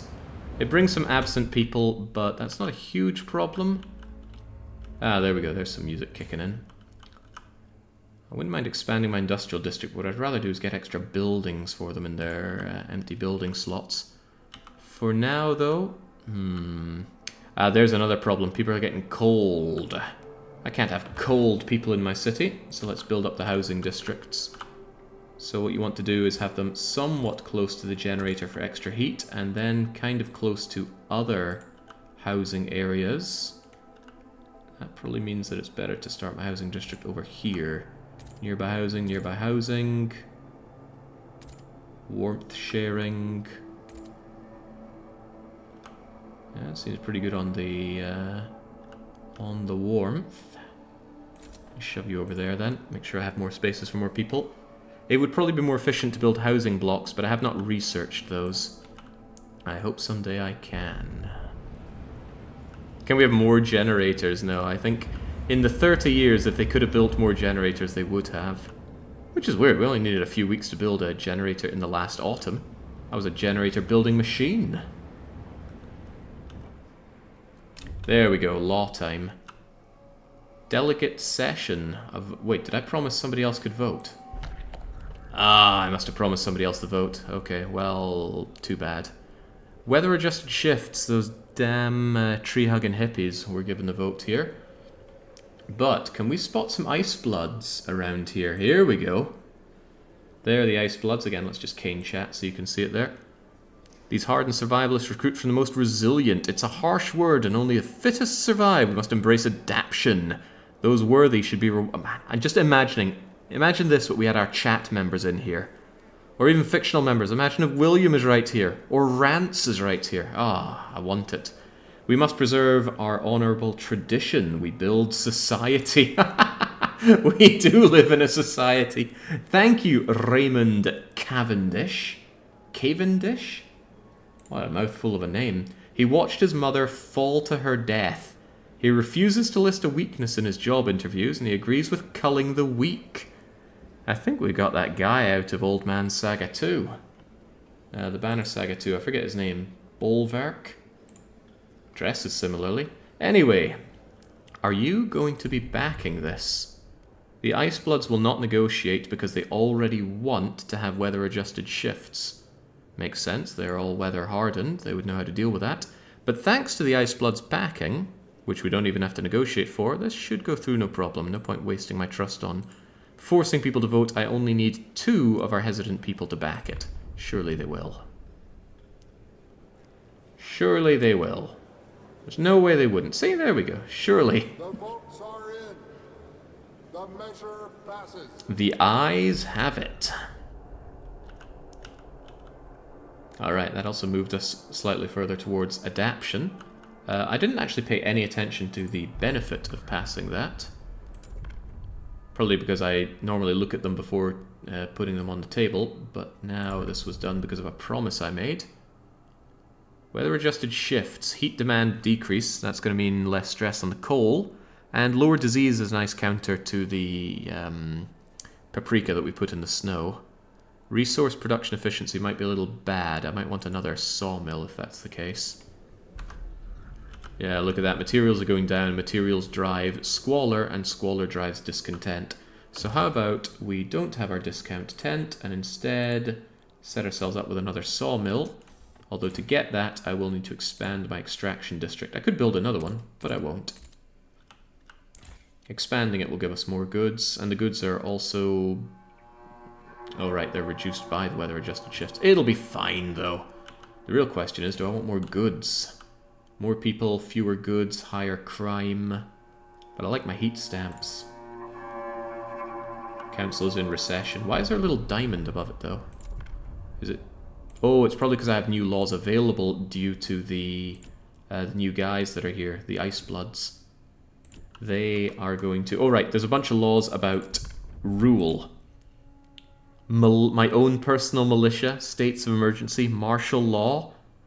Oh, Lord, I didn't see this when I was poking around before. We could once again become the captain. Whew, God, they know how to dangle the bait, don't they? Not available in preview, but I want to be the captain. Well, it's not that I want, I am the captain. I have been repressed for too bleeding long. Oh, God. Be still, my beating heart. Why can't we have this in Victoria 3? Political police. Nothing saying I have to be neutral, just everybody else. Right, another week and 6 days, and then we'll have our plains expedition done, and then I will rejig what's going on outside. We stockpiled plenty of coal, but it's about to get even colder. All potentially good news. My favourite kind of police. I don't know, Tropico 4 secret police are pretty fun. Also not so secret police are pretty fun. Anybody else do the law where you import all of the 100 Eastern workers and then... You know what, I shouldn't even complete that sentence. Where's my bloody money? I want more money. Oh, right, the machinists aren't so happy with me anymore. So even if I could demand their money, they are not so willing to play ball. Probably because I'm kowtowing to the tree-hugging hippies. How could I do such a thing? This isn't like me at all. Ooh, Randall's Flats have been explored here.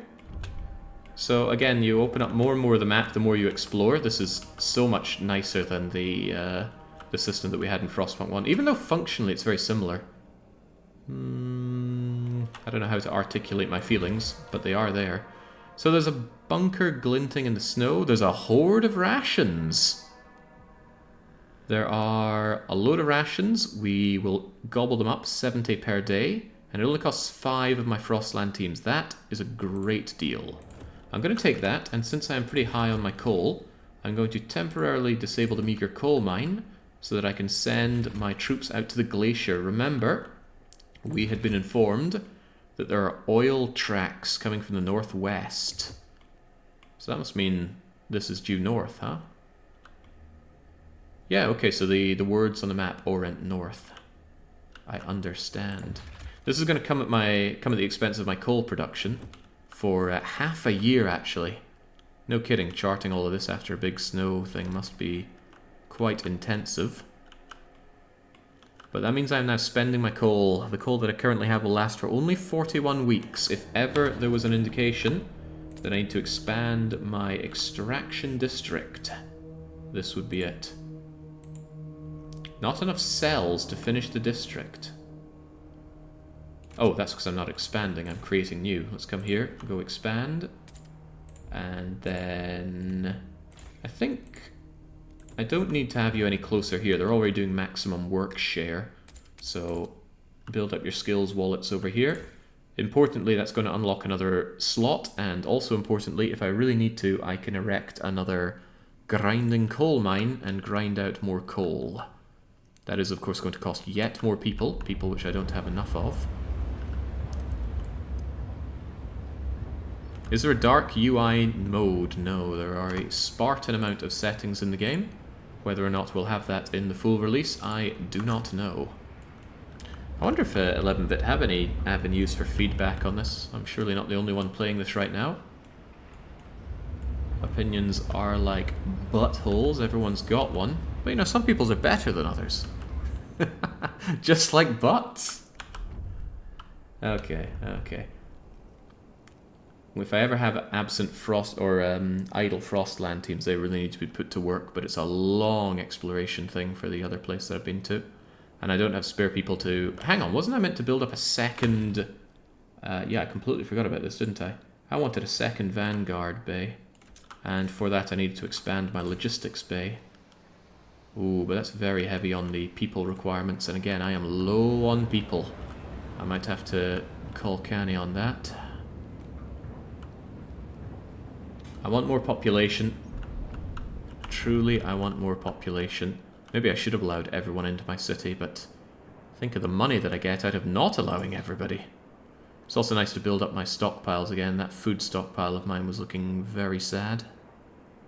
The materials are common enough, although it drives a little bit of squalor. It is only a little bit of squalor. The goods production is falling behind, but you really can't do everything. And I have mixed feelings about that one. You couldn't do everything in Frostpunk 1 either, but it felt more like...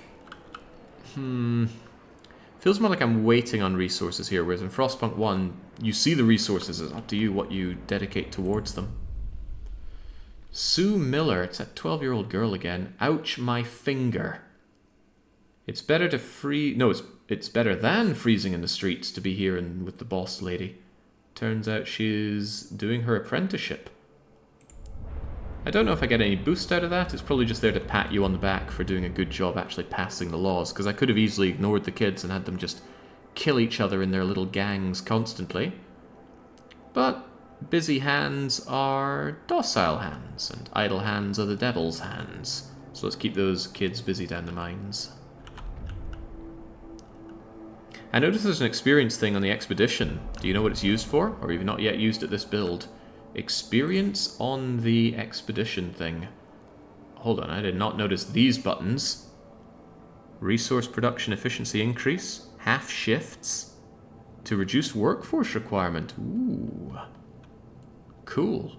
How did I not notice you before? Interesting. That'd be a good way of balancing out my workforce if the need arised. I'm going to expand this ahead of time because I am pretty sure I want it. More people out there, more better.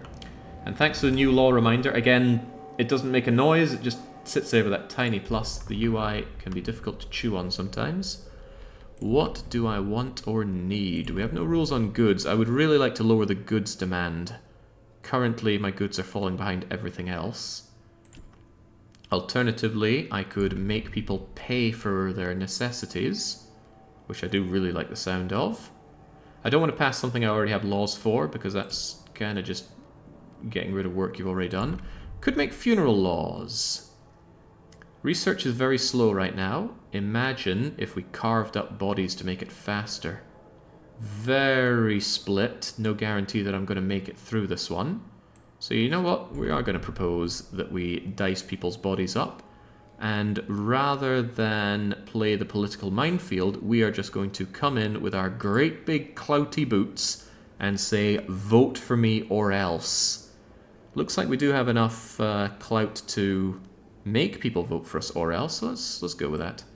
I imagine using your clout a lot has some severe consequences. Oh, look at that. The eyes have it. Damn right. My word has weight of lead. Alright, there we go. So that's going to speed up our research, which is for railways, as we all wanted, surely.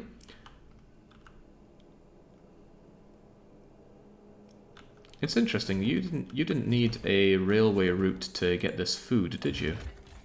Yeah, you just straight up bring it back on foot, I imagine. If I need that coal, then the option is there.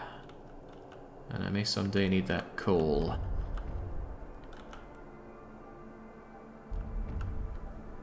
Heated railways, get. Where do we go from here, though? Scout training for exploration cost. I don't know how much it decreases by. Cost isn't the issue, it's the time that's the issue. I could mechanize my scouts to keep my progress looking good. Hot houses for more domestic food production is quite tempting. Coal mines, ironworks and woodworks, that's just material output. You need an iron deposit for this, but look at that, 200 material output for a slight bit of disease. That does sound nice. But holy moly, look at the stuff you can get out the wood. Hang on, so the foragers want a silica ironworks. Odd that the ironworks end up giving fewer materials, but maybe there's a better version of it, just like sawmills go into woodworks. Yeah, at a glance, an ironworks sure beats a sawmill. Don't know why I took sawmill. You know I don't like sawmills in Frostpunk 1. You forgot the Vanguard station again. I just didn't build it yet. I was expanding the place first. So what's the idea of compensating people? Better resource... Oh, here we go. So this is a law that's only available because the Ice Bloods joined in the political fray. They believe that there should be efficiency bonuses. Well, in the real world, our banks all work really well because we pay the high bonuses for them. Why not the case in this world too? Ice Bloods, use your galactic brains and figure that out for me, please. See, we need to wait for this to be finished building up until we get our second building slot for another Vanguard logistics bay. It's going to hurt on the people, though.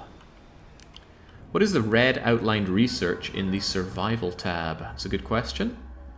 And like I said, if you have questions, this is a great opportunity to ask them. But also, what red outline? You mean these red outlines? Just says not available in this preview, but what can we discern from worker... Does that say obsolence?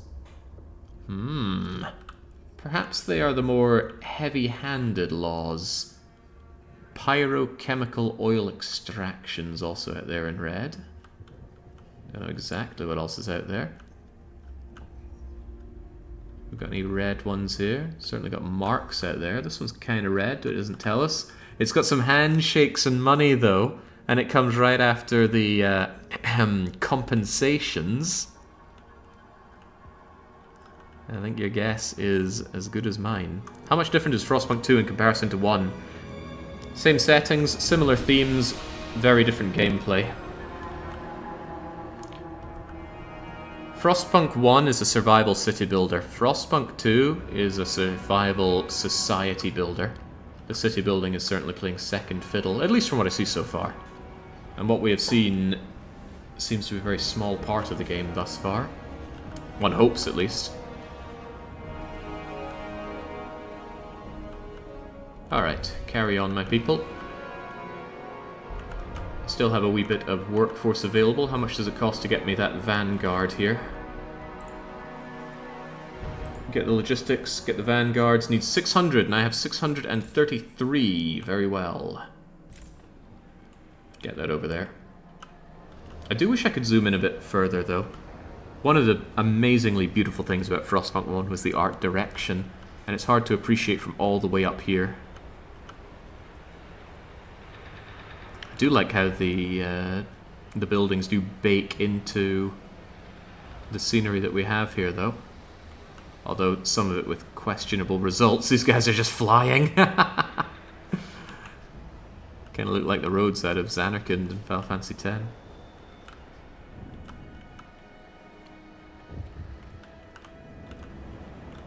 Hey brother, I'm just saying, only one member of our team knows how to steal. Alright, hello Icebloods. Holy moly, these people can wrestle bears. How much am I willing to believe that? Those roads were made with a park beyond deaths, the lesser known Limbic Entertainment duel. Right, so the Icebloods have started gathering for rallies, supporting your rule. Aww. Well, I did say I'd passed their research, and I've also passed their law, so stands to reason that I scratch their back, they scratch that bear's back. Showing off frostbite scars and almost inhuman resistance to cold, they enthrall passerbys with feats of strength and endurance. One of them stripped half naked and wrestled a bear with his bare hands. Cold and hard as steel, a man like that could survive anything, says an onlooker. This is like 1917 Twitter. It's like one guy we don't care about said something. What could we become if we cast away superficial gizmos and rely on inner strength? C-Space Echo in chat is wincing hard. The Omnissiah is not looking good. They need to make a show of strength of their own. The Icebloods proclaim several things they believe will improve the city. Do you wish to support them? Dutiful youth. I'm pretty sure that would go against one of our other youth laws. I'm not actually sure. No, I don't think we've done any research. No, that's a research. I don't think I've researched anything for the children. So I could figure out how to ingrain tradition into our kids. I could force the unproductive members of society to do maintenance work. Or I could look into heat recycling. Or I could not show my own support. And they won't be happy with that. I like these Iceblooders. And I like the idea that we should make the people that don't work very hard work harder. So yes, we will work towards unproductive people doing maintenance. It's a promise that we're making for maintenance duty then. And again, no other group had an idea of how to do maintenance. But the Icebloods come in, and they're only 8% of the city, but they are starting to call the shots. The upper echelons of society. Material demand decreased, that's good. Resource production slightly increased, also good. I like these Icebloods. They're doing good work for my city. But maybe they could do even more work for the city. I don't think it's worth cheesing them off for only 67 food stamps. It's better to have them do hunting. Have they finished their hunting, by the way? I can't tell. 20 from Central District, 138 from food, 70 from the ration book. Right, so they have finished hunting for me. But they could always go hunting again. Are there automatons? I'd be very surprised if Frostpunk came with a sequel and did not feature those gorgeous-looking automatons. But the fact remains that we don't see one in the city here. Maybe they're just not in for the beta build? I wouldn't claim to know. This looks like it means that they're doing a rally here. I don't... Oh, here we go. Rally's in progress. I can tell my researchers to hurry the heck up. Oh, I could disperse their rally. So I wonder if the rally is actually adding to their number. Do we have a number on how many there are? 800 members of the Icebloods. I wonder if worker obsolence is automaton related. I too wonder, but I can only wonder, because it appears to not be part of this build. Okay, so we've got our second logistics bay and we've expanded the logistics district, which means we can head on out and explore yet more. Or, if my coal is hurting... Uh-oh, how did I not notice that? We actually used up all of our coal, and I did not build the extra grinding coal mine. We need to solve our problems here, because look at that, heat is now limited, which is going to build up cold. Cold is growing due to heat scarcity. So the music keeps going in this game. That eerie silence, I always hate streaming in complete silence. I wonder why the music cuts out as it does. It's a solvable problem. Usually I just take the music out and play it in an external player if it does this, and it's a good reason to bring the Frostpunk 1 music back. But I do wonder why it cuts out the way it does. Anyway, that's neither here nor there. The point is, I need about 201 more heat to maximize our demand, and would you know it, I can get 200 out of this coal mine. Means we're not stockpiling anymore, which could be pretty bad. Plains here with materials, there's mountains, there's hills. There's that glacier, of course.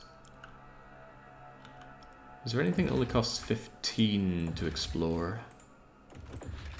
Nah, even the hills are 20, although I could get some more Frostland dwellers and coal and materials. Tell you what though, we'll go and explore these plains. Could be some delicious materials for us. Oh, Nivek, you are lucky I'm in a good mood today. There was everything wrong with that sentence. Alright, we'll get our research done once the current one is done. I am very grateful that chat yells at me when we have new laws and things to research, because that UI is tiny. The city is changing, says Roberta Newman, a chemist. We started a family here, we bore children. Yeah, didn't you just? Could you have some more? These Icebloods walk around telling people what to do and what to think. We will not stand for it. The fate of our children is at stake. We'll chart a path for the silly. So now, if being a machinist wasn't enough, we have the technocrats forming, and they hate me. Although I don't hate the way they dress. Oh my, that is good. They're already skeptical of me. They're 7% of my city, and the walking Hugo bosses here want progress, equality, and reason. I'm not sure I can get behind what you want to get behind. They want mass-produced goods. They want us to accept all of the outsiders. They want schooling. How about no? How about we do none of that? Those technocrats aren't going to like me very much, I suspect, so maybe I should research how to build up some guards for when they turn on me. I did promise I'd do maintenance duty. It's only 9 weeks. I will research the law on maintenance. Although the technocrats want everybody to do maintenance. Everybody must share the burden. Materials demand is decreased. But I would rather the unproductive who are useless for us do it. They're both free to research.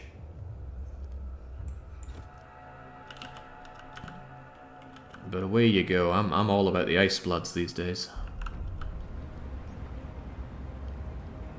Can you eliminate a group? Good question. I have a sneaking suspicion that the answer to that question lies somewhere within political police and martial law and the steward's militia and the captain's authority. God, I want that. Yeah, it's law clock. And it's efficiency bonuses. Did I promise this or something? I don't actually know why this is here.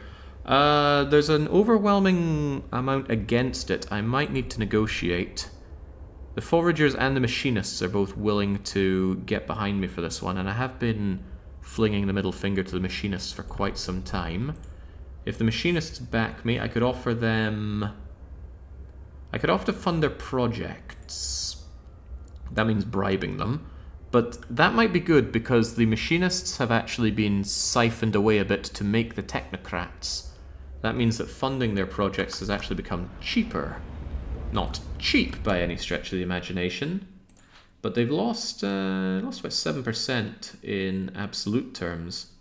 252 heat stamps to guarantee this law goes through, or I could just take a chance. There is a chance we could still pass it, but since I promised I would get this, did I? Maybe. We'll do a negotiation, unless the foragers offer us something even better. For the foragers to vote for it, they'd want me to get rid of the grinding coal mine. I don't know if you could just delete it and rebuild it. I suspect the game would know what I'm up to with that. I think I'm going to negotiate with the machinists. I will scratch your back and you will get this law through for me. No one can call you a baddie if you and only your friends are left alive. Very true.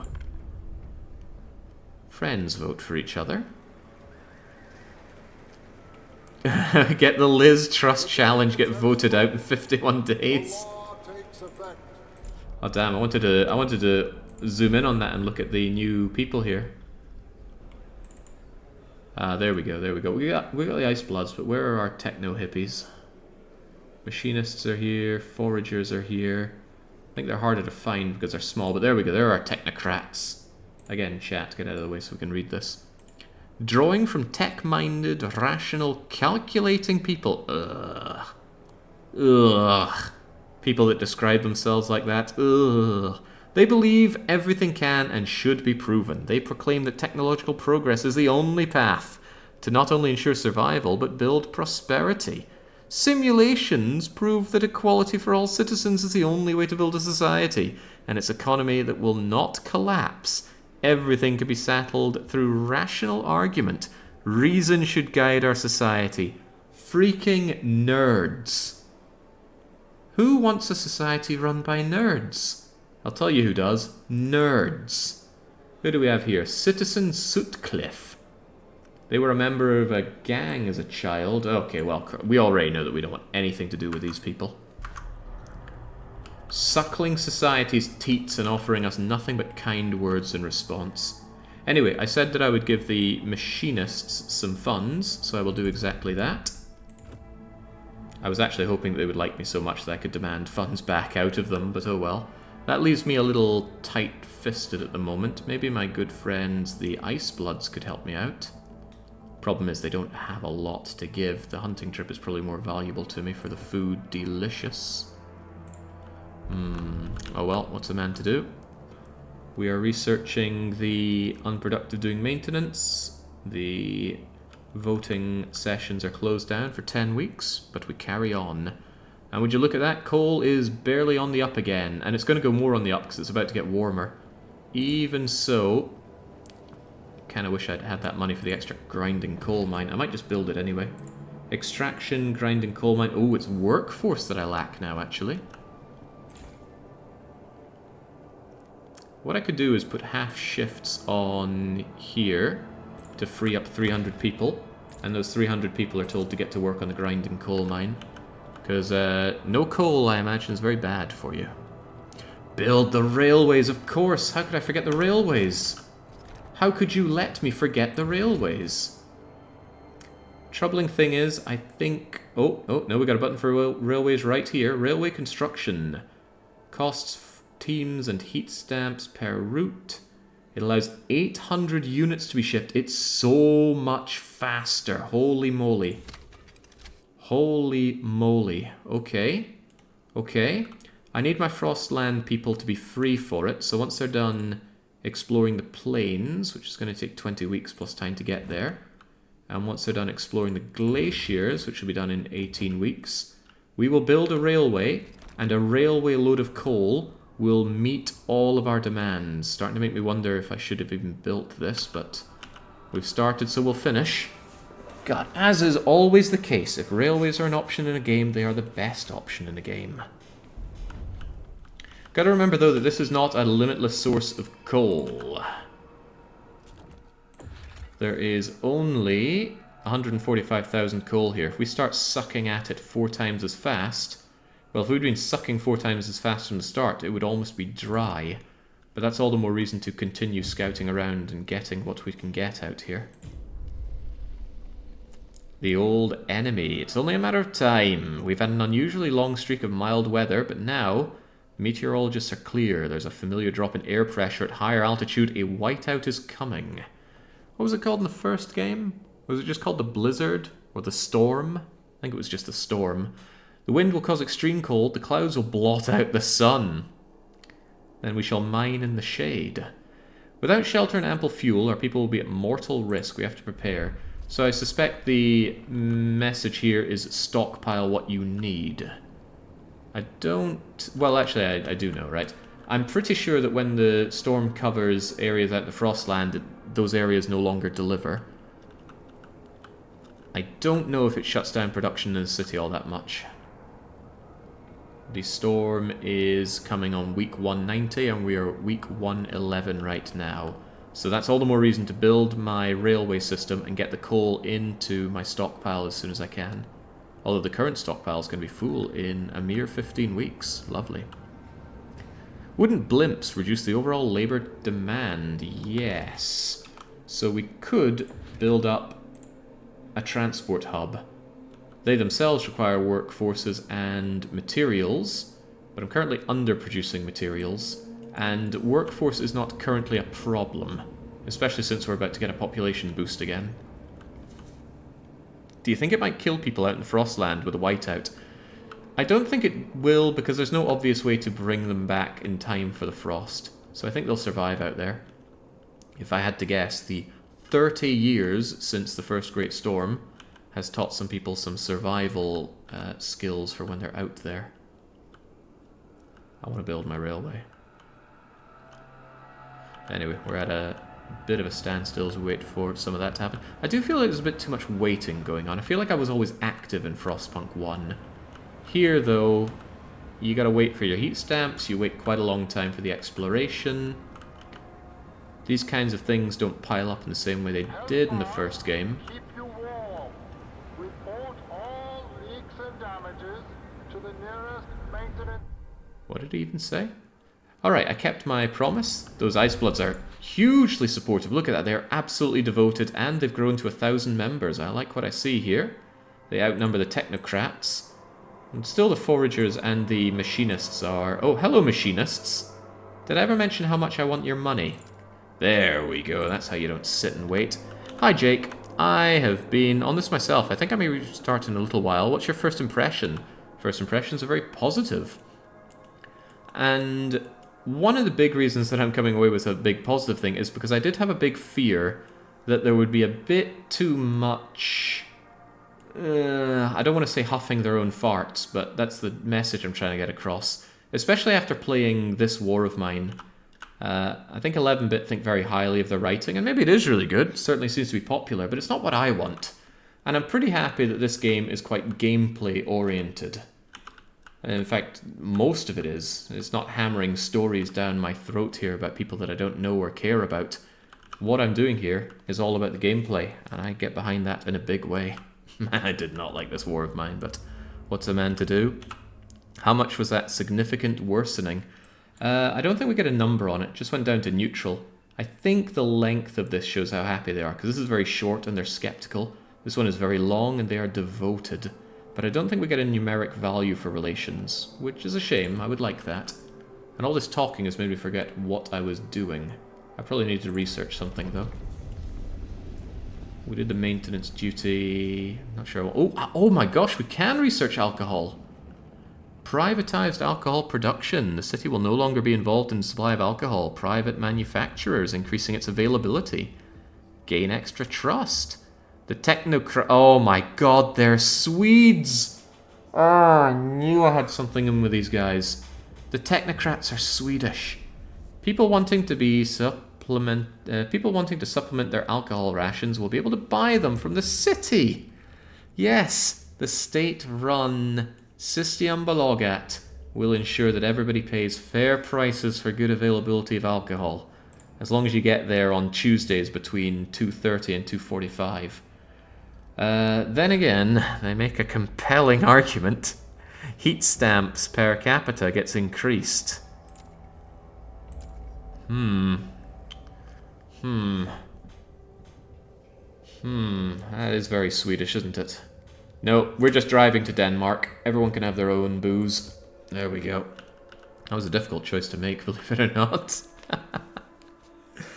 I wonder how much of this game is going to be armchair communism or armchair fascism crafting their sick little fetish society, and how much of it is going to be having to make compromises to keep the city alive and keep yourself in power.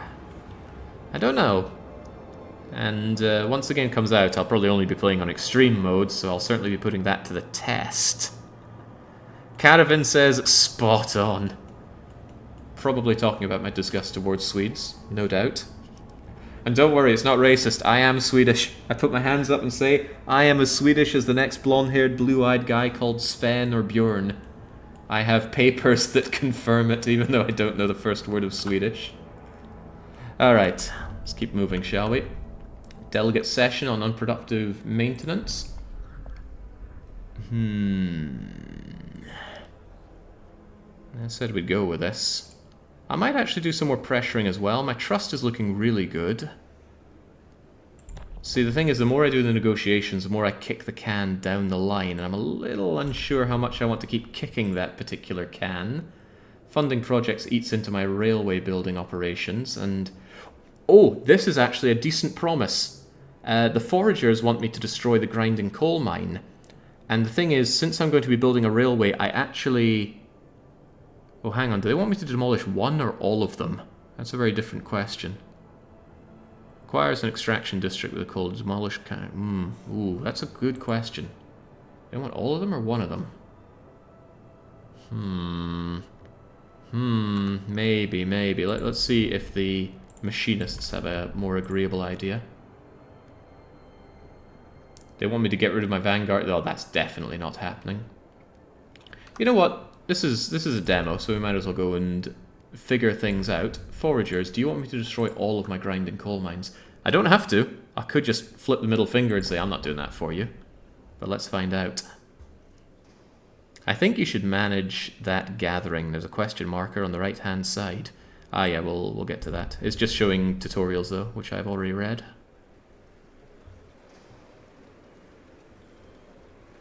The eyes have it. Damn right, my eyes are good. There we go. Demolish one grinding coal mill. Okay, thank goodness. We just need to get rid of one. And we are stockpiling, and it's relatively warm and possibly getting warmer. Can't actually tell if the heat has come or gone yet. Point is, goodbye grinding coal mine. Do I get a rebate on it? We still need some Frostland teams to be available to do more work out there. I could build another logistics depot, but I don't think that I have the population for it. This is the question mark, and again, it's just full of tutorial things. Most of these I have read, although if we really want to figure out more, we could go and check it out. Why would they want the coal mine gone? They don't like the fact that we grind down coal. The foragers want me to do a far more nuanced bit of coal grinding, where nothing goes to waste. Whereas the machinists wanted us to just get as much coal out as possible, even though it caused squalor. Well, you know what? I don't mind my people living in squalor. I can handle it. So the glacier has been checked out. Large enough area with a couple of points of note. What's the faraway one? A dead automaton. Well, people were asking what happened to all the automatons, and whoops. Let's not scroll too far in on that. Right, the snowcrawler was separated from a main expedition up north by a blizzard. It ran out of fuel. People are trapped inside. Oh, they're frozen solid. Okay. I was worried I was going to have some immigration here. We'll give them a proper... will we? Bollocks. It was a transporting generator spare parts. Shipping list for what destination Winterhome. We were going to bring in 10 core stockpiles. I'm not going to take these because I'm pretty convinced that steam cores don't play any part in the beta. I could be wrong. I haven't explored everything here, but I haven't found a use for them. They're apparently meant to be used in generator upgrades, and the game already says that those aren't available in the preview. And advanced buildings, we haven't found any that need them. So we're going to leave this be for now, mostly because I really need my explorers right now. And what do we have here? Scavenging the deserted campsite, there's a well-preserved diary. A skim reveals black fount and oil seep. Ah, we do want oil. I don't know how quickly one could change a generator out from burning coal to burning oil. I'm not an engineer. But if I were... People have begun experiencing dependence on the substance. There's potential medical properties in the oil. Fiercely opposed. Wasn't well received. Okay. Naruhodo. There's something going over on the Sea of Ice. It only takes 10 people to launch an expedition. We will launch that expedition. Could bring us closer to the oil. But what I'm really interested in is getting me some railways. I want railways. No matter the cost. So if I get you here and here, that's going to take 2 weeks and cost me 100 of my strange money tokens. And it's going to take the remaining 10 Frostlands. Who wants to see trains? Well, obviously I do. I'm building the damn things. Yeah, maybe they got Vaseline. So we'll keep our promise. We are actually doing really good on food. I can't believe how much we turned that around. But who would have thought adding additives into the food? And I didn't even build buildings for it. There are no hothouse building... Well, it's not hothouses. I think it's like bio-sludge stuff. We can look into survival things. I suppose it makes sense not to have hothouses and hunter huts, because we've already done that 30 years ago. Now we're here thinking about... Oh, it does say hothouses. No, not quite. We look into bio-waste drums or chemical waste drums. And beyond that, harvester hangars in order to get harvesting efficiency. Oh, I suppose that's for our things that are out there.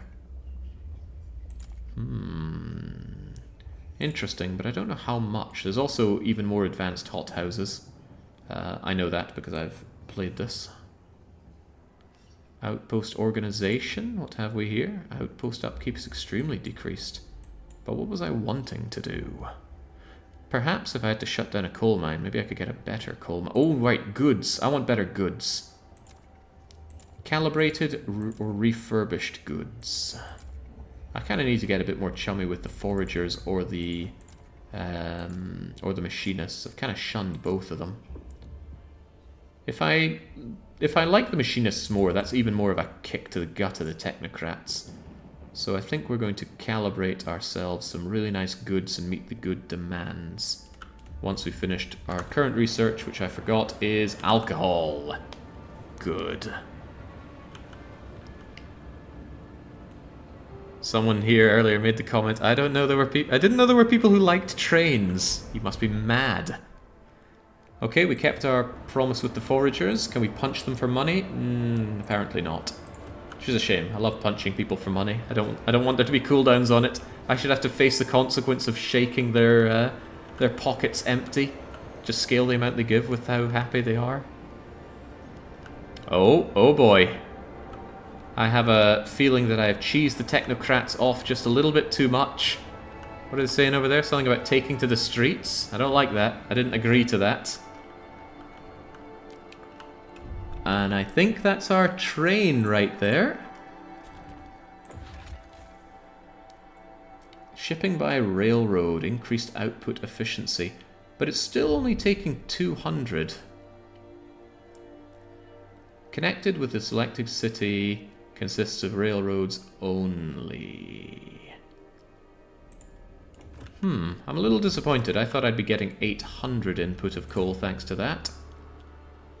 So what is the railroad doing? I don't know. Perhaps the tutorial could tell me. Railroads, here we go. Linking an outpost using railroads increases its resource output. The bonus only applies if the whole road from one location to the other is constructed entirely of railroads. Alright. Let's take a good look at this. Shipping by railroad, yes. I bet the technocrats are behind this. What if I turn it on and off again? No, it still says 200. Is it because I still have the trail here? Maybe it doesn't like the fact that there's a trail and a railroad. I don't know. You only went to the mountain. I could have sworn I got all the way to here. It might not like it, the fact that I put down the road and the railroad. I don't know. Maybe the next time we find something that connects up to the home, we can try it with just railroad and see if that does better. Technocrats! Oh, bloody technocrats. The technocrats have been growing skeptical towards the direction you lead the city in. They've decided to protest, blocking all activity in the district.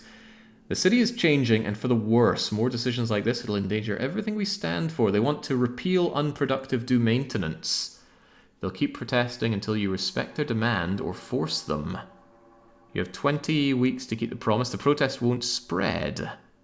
Others may be agitated. I do not negotiate with technocrats. I do not negotiate with Swedes. You need 24... Well, I guess we're getting 24 guards. Alright. Whatever I said we're going to research, we're not researching. It is time to research club. There we go. Watchtowers. What if I beat them to death with their own research? Nah. The Icebloods know how to handle this. Okay, the Icebloods are going to figure out how to beat up the Swedish nerds. The decision is made. The die is cast. So they're doing a protest over here in the food district, and that has shut down my food production. But I laugh at their choice of place to protest because I have been stockpiling oodles of food. Kinda wish this game had CK3 style tooltips that stay there, because I wanted to hover down in my stockpile. But I can last for 64 weeks. Can they protest all year? Well, actually, maybe they can. But I'll break their kneecaps long before they finish off those protests. Need to make sure I have a place to actually build my watchtower. I didn't expand any of my housing districts, did I? Where can the watchtower go? Watchtowers require an expanded housing district, so I guess I'm going to take one of my housing districts. You'll do. And expand you... or we'll expand you. No, because this isn't actually done well enough. But what I can do is break through. Maybe even unlock the resources over here, whether or not I need them.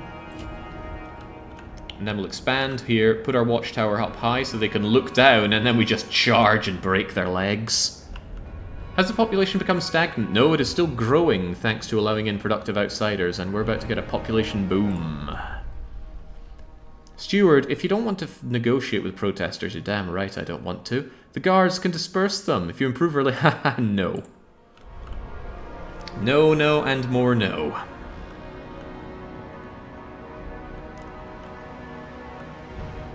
Oh man, I can't wait to shatter some delicate Swedish bones. It's been a long time coming. It's been over a year since I emigrated from Sweden. But the rage, it still boils within. Alright. We figured out alcohol, but now it's time to figure out how to break some bones. Imagine you're this dainty little Swedish nerd with your calculator, and down come people who can wrestle bears. Alright, 13 weeks till I get the watchtower, then I build the watchtower, and then I break some Swedes. I've got 10 spare Frostland people. Why is that? One day the plains will be charted. There we go. And we got our population boost, a massive boost. It's weird, it says 1900 more people live with us. And I'm pretty sure I got 1900 boost in workforce. Did my population go up by 1900 or more? Weird. Feels like everybody that joined is immediately going to work. The guard's going to do a Highland charge. That's what Bonnie Prince Charlie would want. Right, so we finished checking this out. What do we have? A buried forest. There are materials here. Aha. Well, the obvious and correct thing to do is to set up a railway and get these back.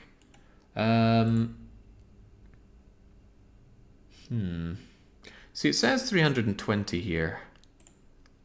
Maybe you can't get more than that anyway? Gosh, I just don't know. Oh, hang on, hang on. How does this actually work? Can I bring you over to this point to connect up the railway fully?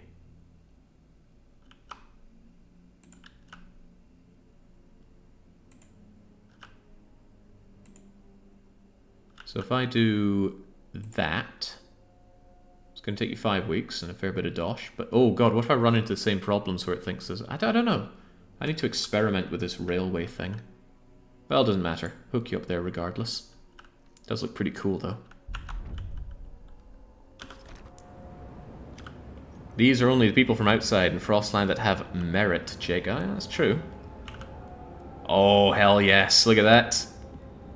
The ice bloods grow, the foragers shrink.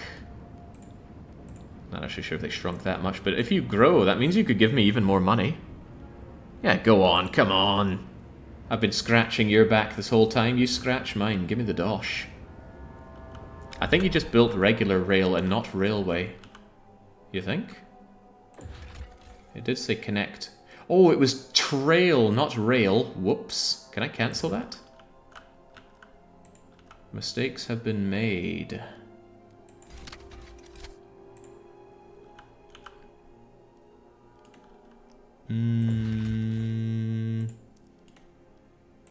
Ah, there we go. Can cancel that. Alright, so what if we go railway construction here? Looks like it reaches so much further, which is nice. There we go. How you like them apples? 320. I think it was 320 before. I need to look into exactly how that works. Node to node cost might take in more variables than just the length. True enough. I don't know, and I'm not going to look into that too far right now because it seems to be working alright. This isn't working alright. We have filled up our resource depot. I'm actually going to turn off my coal mine. And I'm even going to disable this meager coal mine so I can free up more Frostland teams. We're currently exploring the Sea of Ice, but what else can be done? I could take those frosty cores with me, but with 20 I could maybe do double exploration. This valley only needs 10 people. It's got more coal, more goods. Got anything a bit more exciting for me? Mountains, mountains, frosty deserts, more mountains, fieldy crevices. A lot of these require quite a lot of people to explore. Possible Frostland dwellers. What if I don't want them? Give me that food instead. Ah, check the valley as well then. We've got people. Takes a long time to get there. I just wonder how big a scale it is in terms of time, considering it looks like if people had to go all the way to the end over here, it would take a year or more just to travel, let alone scout. I don't recall giving the Ice Bloods the agenda in the council, but they want us to have some alcohol. If anything, I think this is something that all people should vote for. I'm not going to take a side in this. Who could possibly oppose making their own Palinka? No! How could you reject Palinka? Well, they did. The bastards. I should have never trusted those Swedish nerds. Taking away your God-given right to make your own alcohol at home. I lived with a guy who distilled his own sloe gin, and let me tell you, it's the best tasting sloe gin I've ever had. And if I ever see it in a drinking establishment, I do order it, because I think it's great. By the way, wasn't I meant to expand my housing district here? I strongly recall planning on doing that and then not doing it.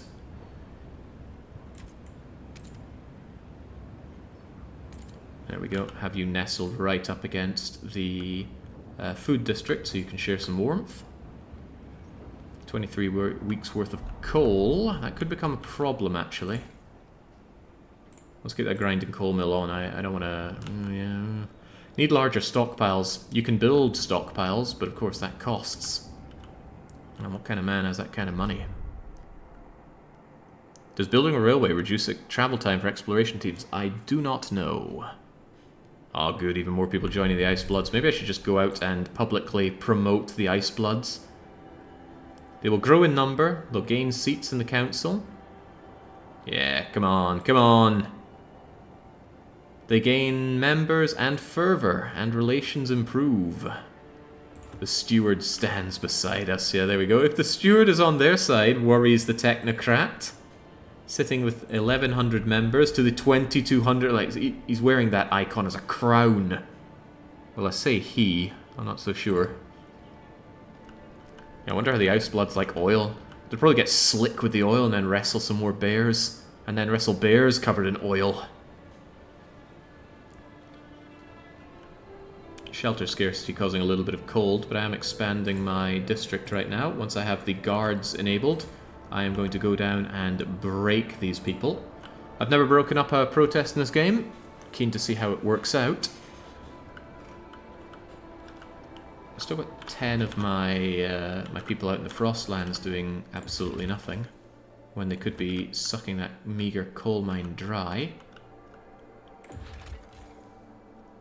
Ah, right, they need to construct the buried forest here.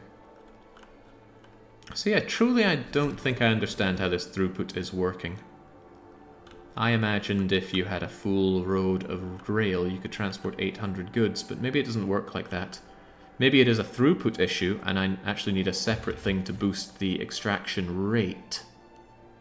It says increased outpost efficiency, but this didn't seem to increase. It was 200 before, and now it is still 200 for 10. So I do not know, and I will for sure find out.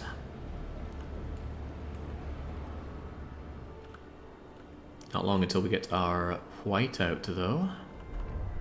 That's alright, we stockpiled plenty of coal. We're spending our surplus of food, but that's mostly because the techno-prats have shut us down. I really want more goods. I tell you, I would love to research more good production. But more so than the first Frostpunk, I feel like there's a lot of things you want and you really have to make choices. I haven't been able to make any good production boosts at all through laws or through buildings. And we've only gotten one thing for our coal mine and one thing for our materials. And they're all needed because they all play into each other. That's going to make extreme play really rather tantalizing. And you better believe there'll be extreme play when the game is out. Sadly, there is no extreme for the demo version. Why not emergency shift the goods, Jake? It comes at a cost of trust. But you know what? We haven't tried it, so let's give it a go. Donk. They'll begin working long shifts. Output is increased. Wow, output barely increased. What happens if I undo it? Okay. Hey, did that... Oh, looks like it's got a cooldown on it. Interesting. Interesting. Don't know what to make of that. Has something been explored? 3 weeks, 2 weeks, 2 days. Buried forest is unmet demands? Not enough resources. What?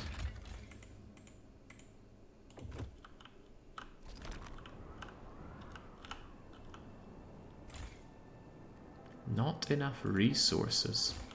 Oh, good call on the research.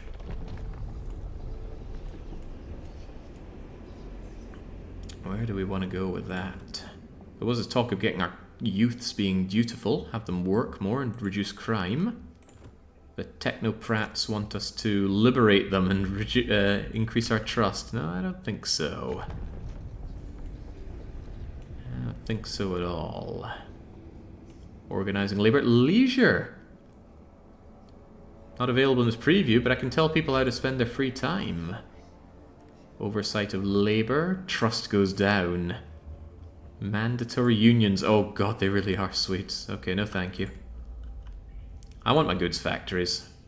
Let's have some hefty material requirements, sure.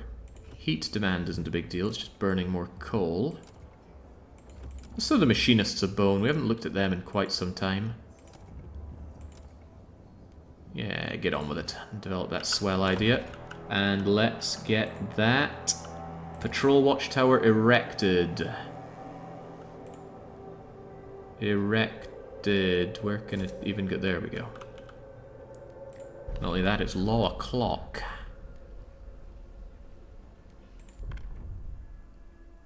Is there any kind of law that I haven't done at all? Oh, there's our alcohol rations now. We could try again to privatize alcohol production. But I could also make sure that people pay me. Oh, this is good. We've already got a lot of backing.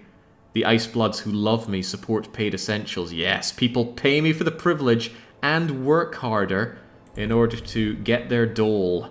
There's no way this fails. I would like some stewards guards, but that's not part of the preview here. The votes are in. The measure passes. Damn right. Alright, people have to pay me. That increases my amount of heat stamps, and this is looking nice. Our heat stamps only used to be about 10 a week. We've practically doubled it. Only allowing the productives, making people pay me for the privilege, higher population, and when we get more goods, if we ever get more goods out here, then all the better. Once that thing is built, I'm coming down on these people like a ton of bricks.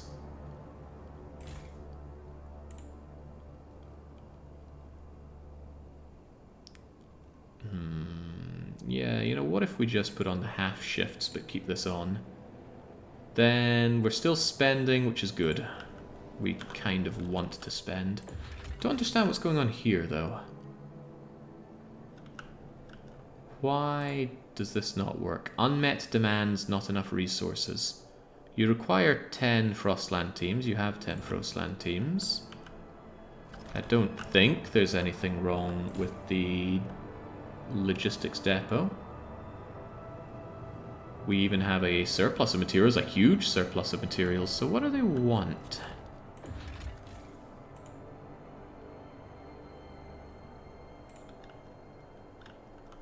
Of course you're not going to work since I've turned this thing on.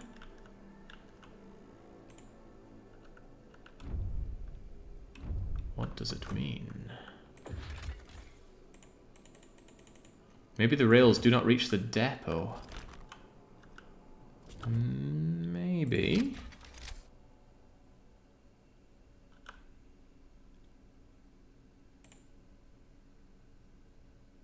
Pretty sure I got them all the way there, because they would have made another waypoint here if that were the case.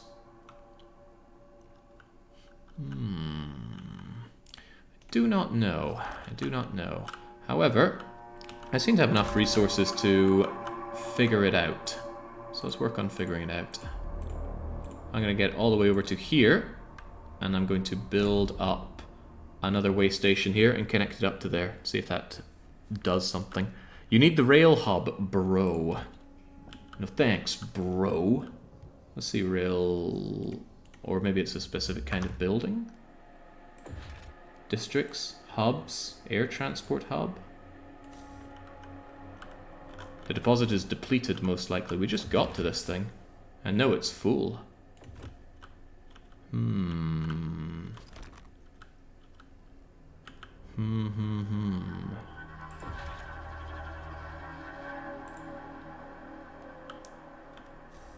Do not know, Puppet Pal Mitch. Freight dock?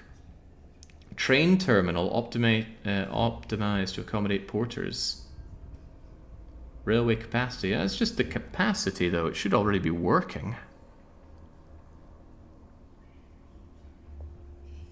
At least I assume that's just the capacity.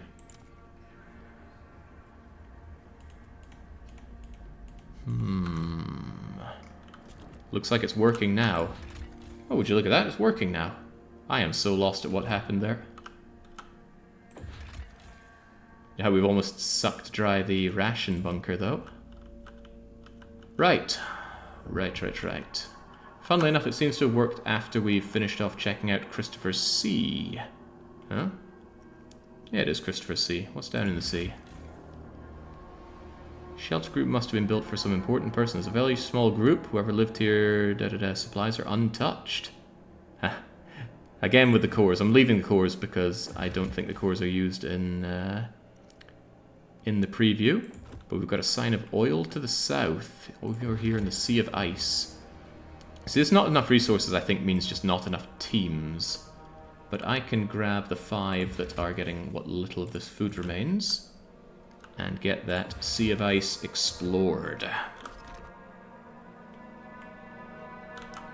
By the way, most of the office was watching your stream at some point. It was a blast. It's so awesome. Oh, I'm very glad, Caravan.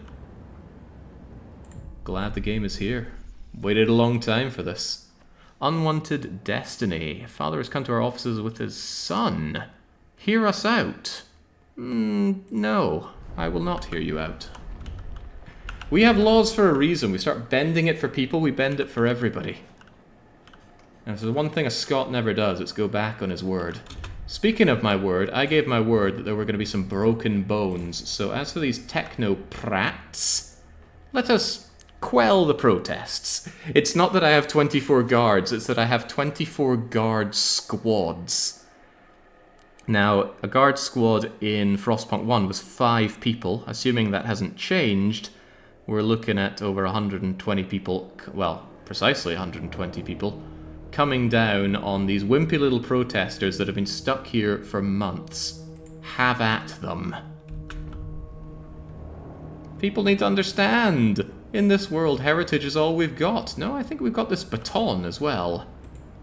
Go and sort them out. God, we must be hitting them pretty hard that they're just dissolving into clouds of blood and gore. It's bonk o'clock. Well, let's see what this does for the number of and the happiness of the technocrats. Sorry, C-Space, your people have no space in my society. Otherwise, everything seems to be going alright-ish. The materials are a little too high, though. In fact, even like that, how am I making so many materials? How am I so good? I think what I could actually do is just straight up shut down my own extraction district. And with that, I could just expand my goods district, turn what we have into goods and keep people nice and happy. There we go, the technocrat is yelling at their own people to go home. They're going, they're going. Technocrats sure don't like me very much. Yeah, I get materials from the outpost, rendering this quite obsolete for now. And it's a good amount of materials there. The technocrats warn that they will be back, and that I will regret this. Well, I'm behind about 120 fiercely armed guards, so come and get some. On top of that, despite the technocrats being very unhappy with me, they're only 10% of the people. So, I'm a very accepted steward for now, captain to be. How could they do this? We were peaceful. We were there with our kids, for heaven's sake. And then the guards came without a word, without any negotiations, without a hint of consideration for our families. And they beat him, my poor hubby, just because he was there, showing what we want the city to be. I hope they burn in hell. Well, Moira, you know, progress requires sacrifices. And you have drawn the sacrifice lotto this week. Consider bonk. Ah, that is actually a nice step up from Frostpunk 1. Frostpunk 1 didn't have the same sense of really grinding your heel into people that would oppose your rule. There was just, oh, send guards on patrol, or single make the guards stop them. Didn't get them moaning and telling me about how I've clubbed them. No real injuries from it. Don't know what they're complaining about, honestly. Right, what I do want are more goods. My people are too idle. Actually, that solved the goods problem largely.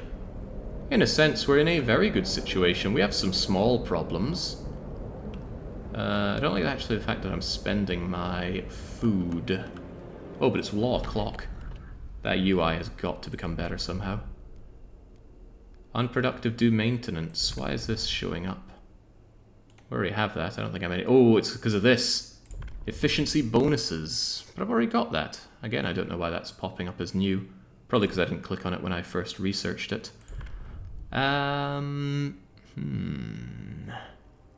Goods production. Actually, we've managed to solve the goods problem without needing to worry about that too much. Contagion. I want my rule. I want the captain's authority back. Actually, there's no real need for laws at the moment. So with that in mind, let's go with something that looks pretty good to go through. 44 delegates for durable, 39 for mass-produced. How can I say no to my good pals, the Ice Bloods? And why would I want to go for something that the technocrats are like? No, we're making good, durable things. Like Glass Joe, we are built to last. Make her the only prostitute, like good old school Frostpunk. Sadly, the days of Ellie McLaughlin and Hargreaves' Pleasure Palace, I don't think are quite so possible here, because you don't do micro down to that scale. There we go. Good old durable goods for my durable people. Oh, that's right, I could always send you out on a hunting trip. I do wish these cooldowns actually showed, like, how am I meant to plan around exploiting you if I don't know when I can do it? I don't know if it's going to be in 50 weeks or in 5 days. I do know the cold is coming, though. I definitely need to get some surplus going.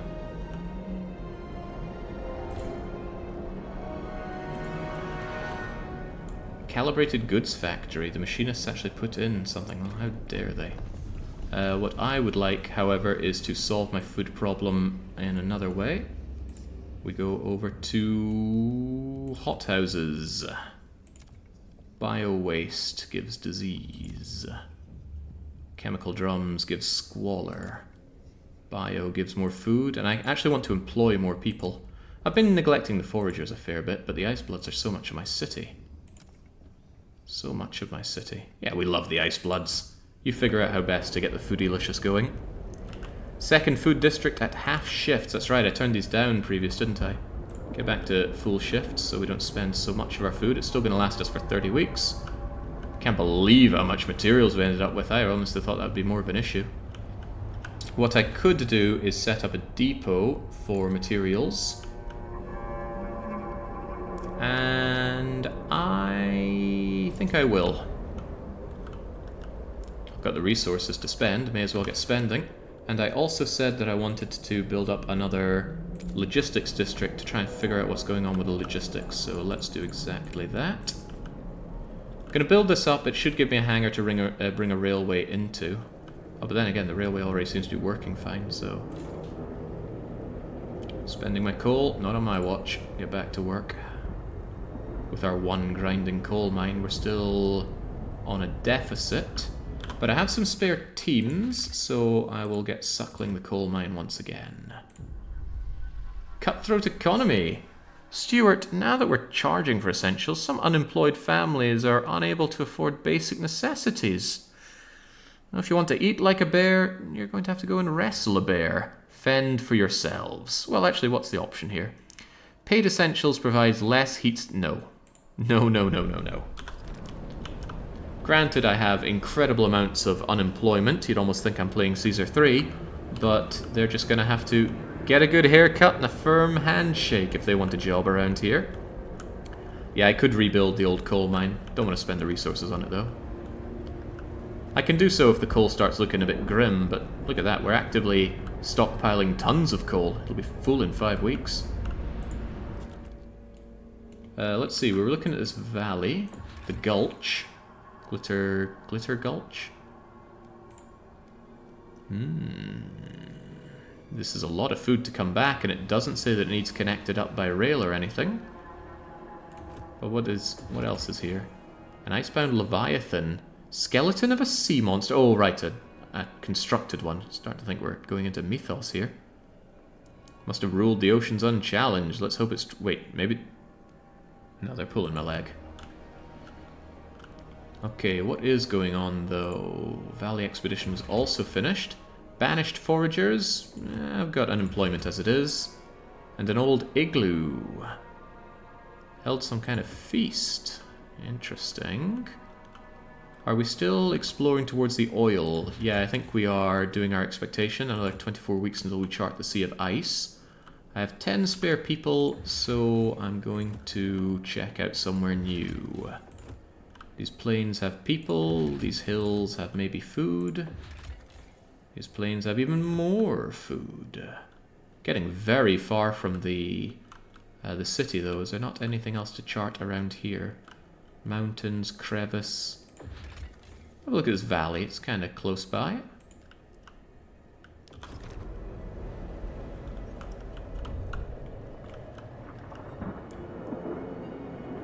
I just lost for the first time, says Aurora. I love this game already. Well, the best balance is winning, but being very sure you could have lost. So I'm sure you were just a hair away from winning. Yeah, we ended up with 2 logistics districts now with this thing set up. And if I were to set up railways... Yeah, so this is a hub to do railways from. But to where? I need to look into how that throughput works, but not right now. Right now I tend to my people like a wee garden. Oh, look at that. The Rallying Icebloods draft a legislation. The Icebloods have extended their activities into a new district and erected a stage. Ooh. They announced their bright minds have been meeting to draft legislation for youth, a new policy for dutiful youth. We've done all the work. All you need to do is put it to vote. We know we can count on you.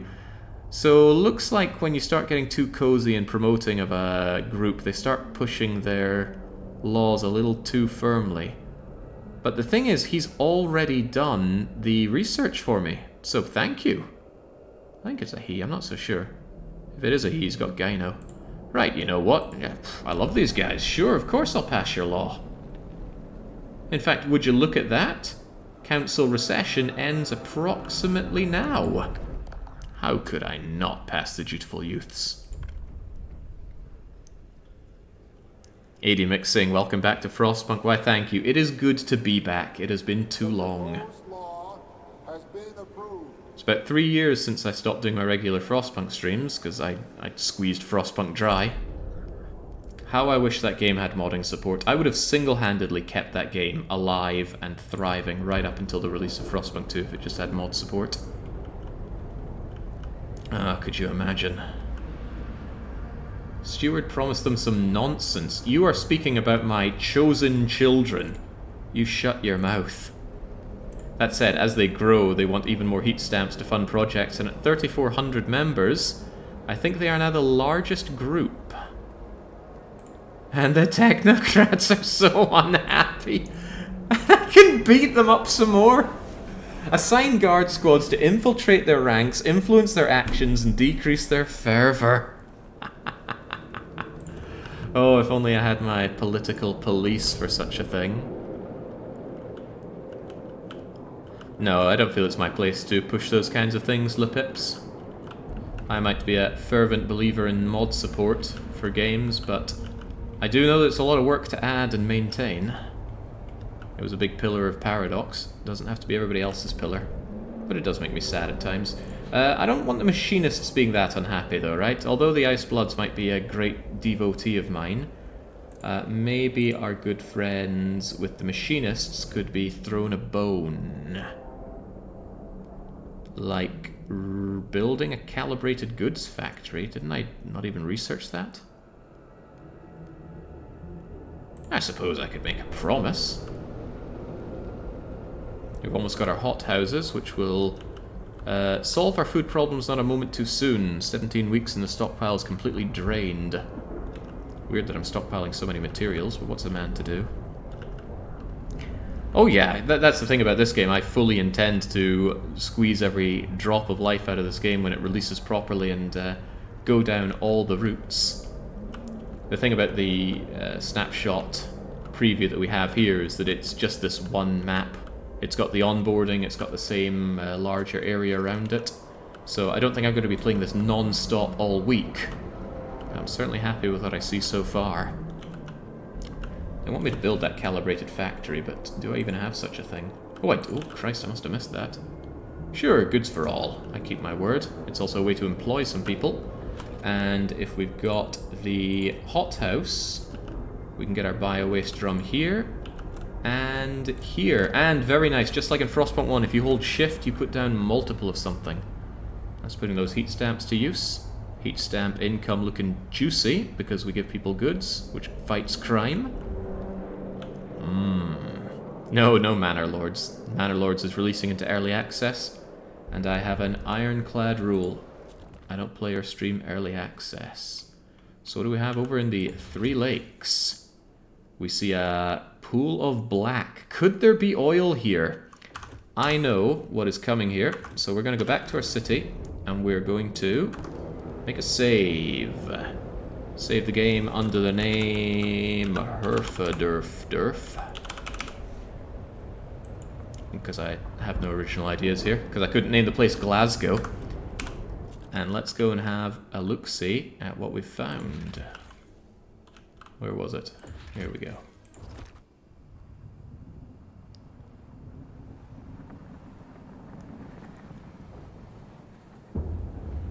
So what's the implication of this with Broken Shore? It's a whole nother map area. One thing that people asked a lot for in Frostpunk 1 was the ability to build other entire cities or even outposts. Is that something we can do here? It looked a lot like another place to set up buildings and such. But how would that work? No generator. Maybe my leg is being pulled. All we can do is speculate, because the unmistakable black oozing up is unmistakably oil. A welcome sight, grim state of the surroundings, corpses dousing it. They died at peace or retching, but all willingly and eager. These people went and had some weird cult drinking of oil. There's more than enough to feed a generator. And well done, Steward! You reached one of the two main endings. It was only natural. We invite you to dive back into the city and tackle different worldviews of factions. There's still a few secrets. And main game release, July 25th. We are currently in April 15th. April, May, June, July, 3 months. 3 months and a few bits. Alright, that is all very well and good. I think my save there, but I think I'm going to call it for tonight and probably play this on a slightly harder mode either tomorrow or the day after. See if we can explore a bit more, maybe side with the Swedes and go against the pretty ruthless ice people. That seems pretty cool. I want to load back into my game just so I can look at it and give some first impressions.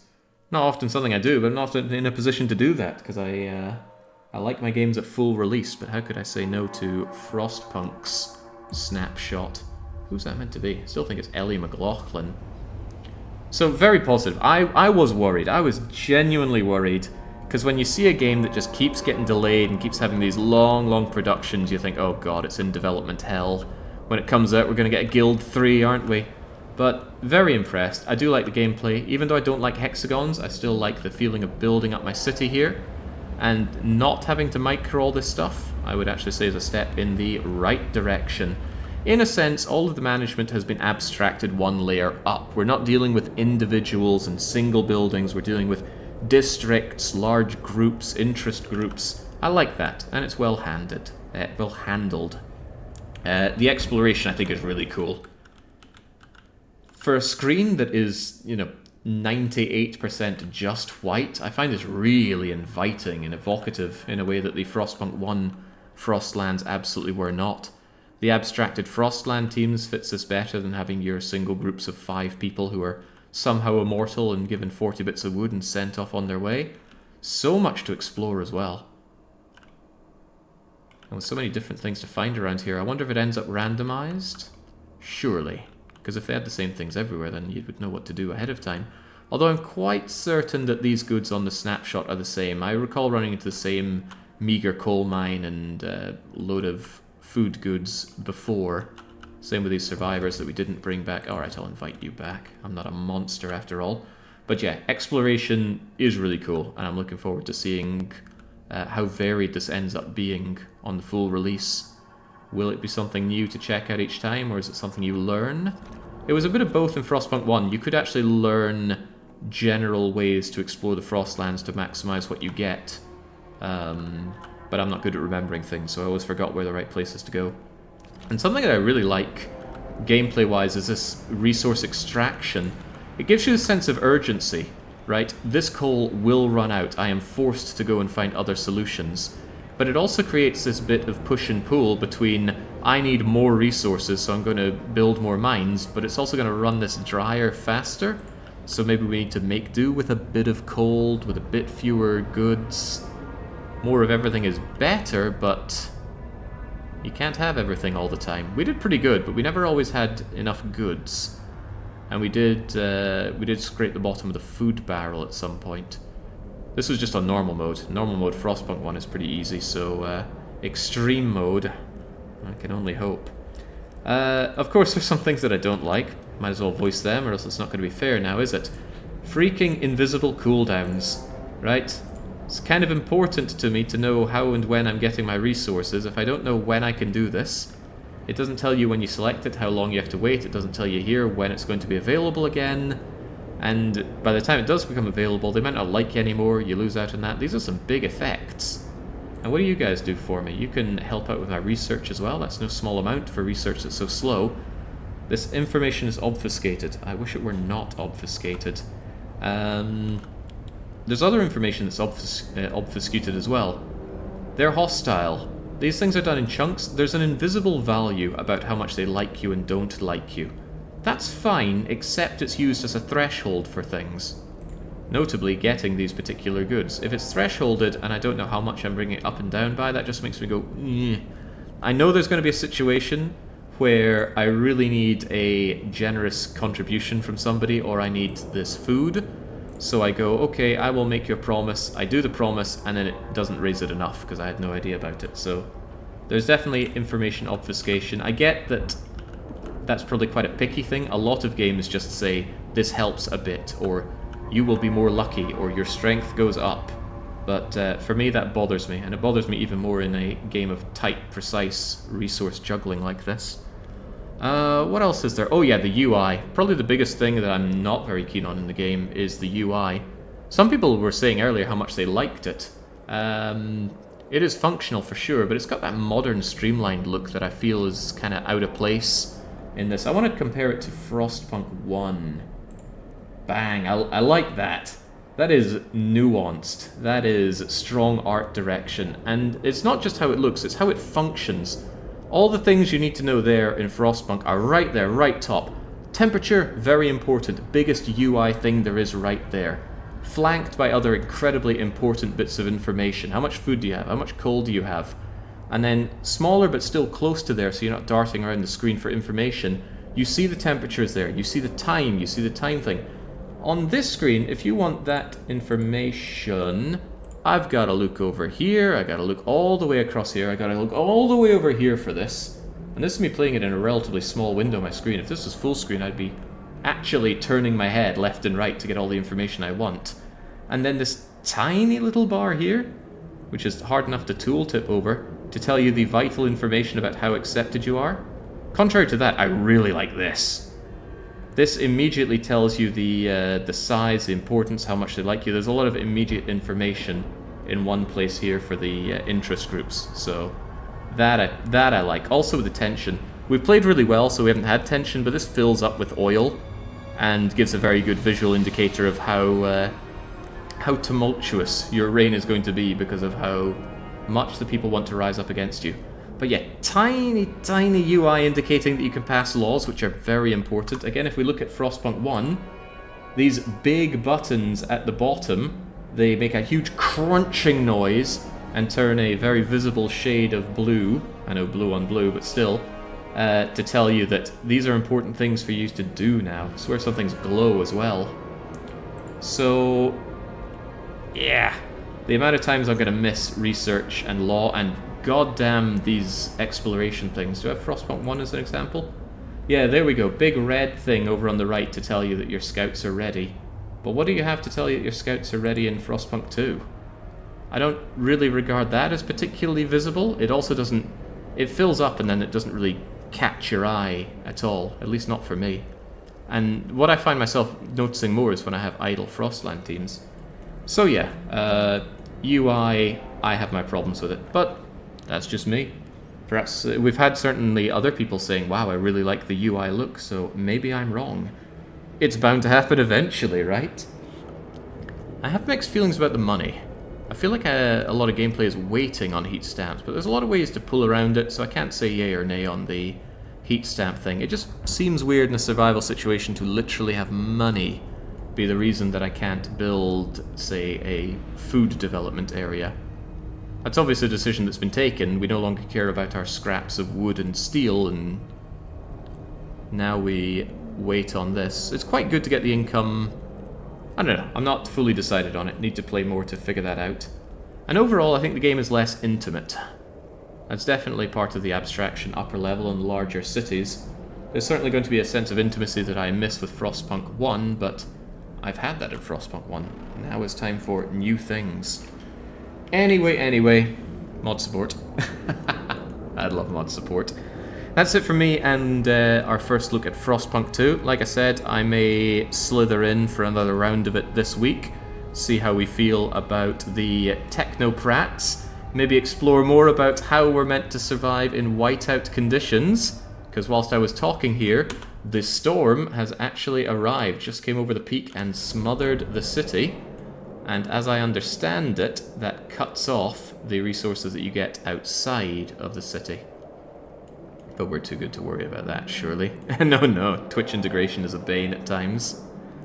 I'd love to be part of the council that votes for cannibalism. Don't know if it's here, don't know if it's in the beta or not. But yes, that's how it will go down. This was meant to be my day off, but how could I say no to some Frostpunk 2 streaming?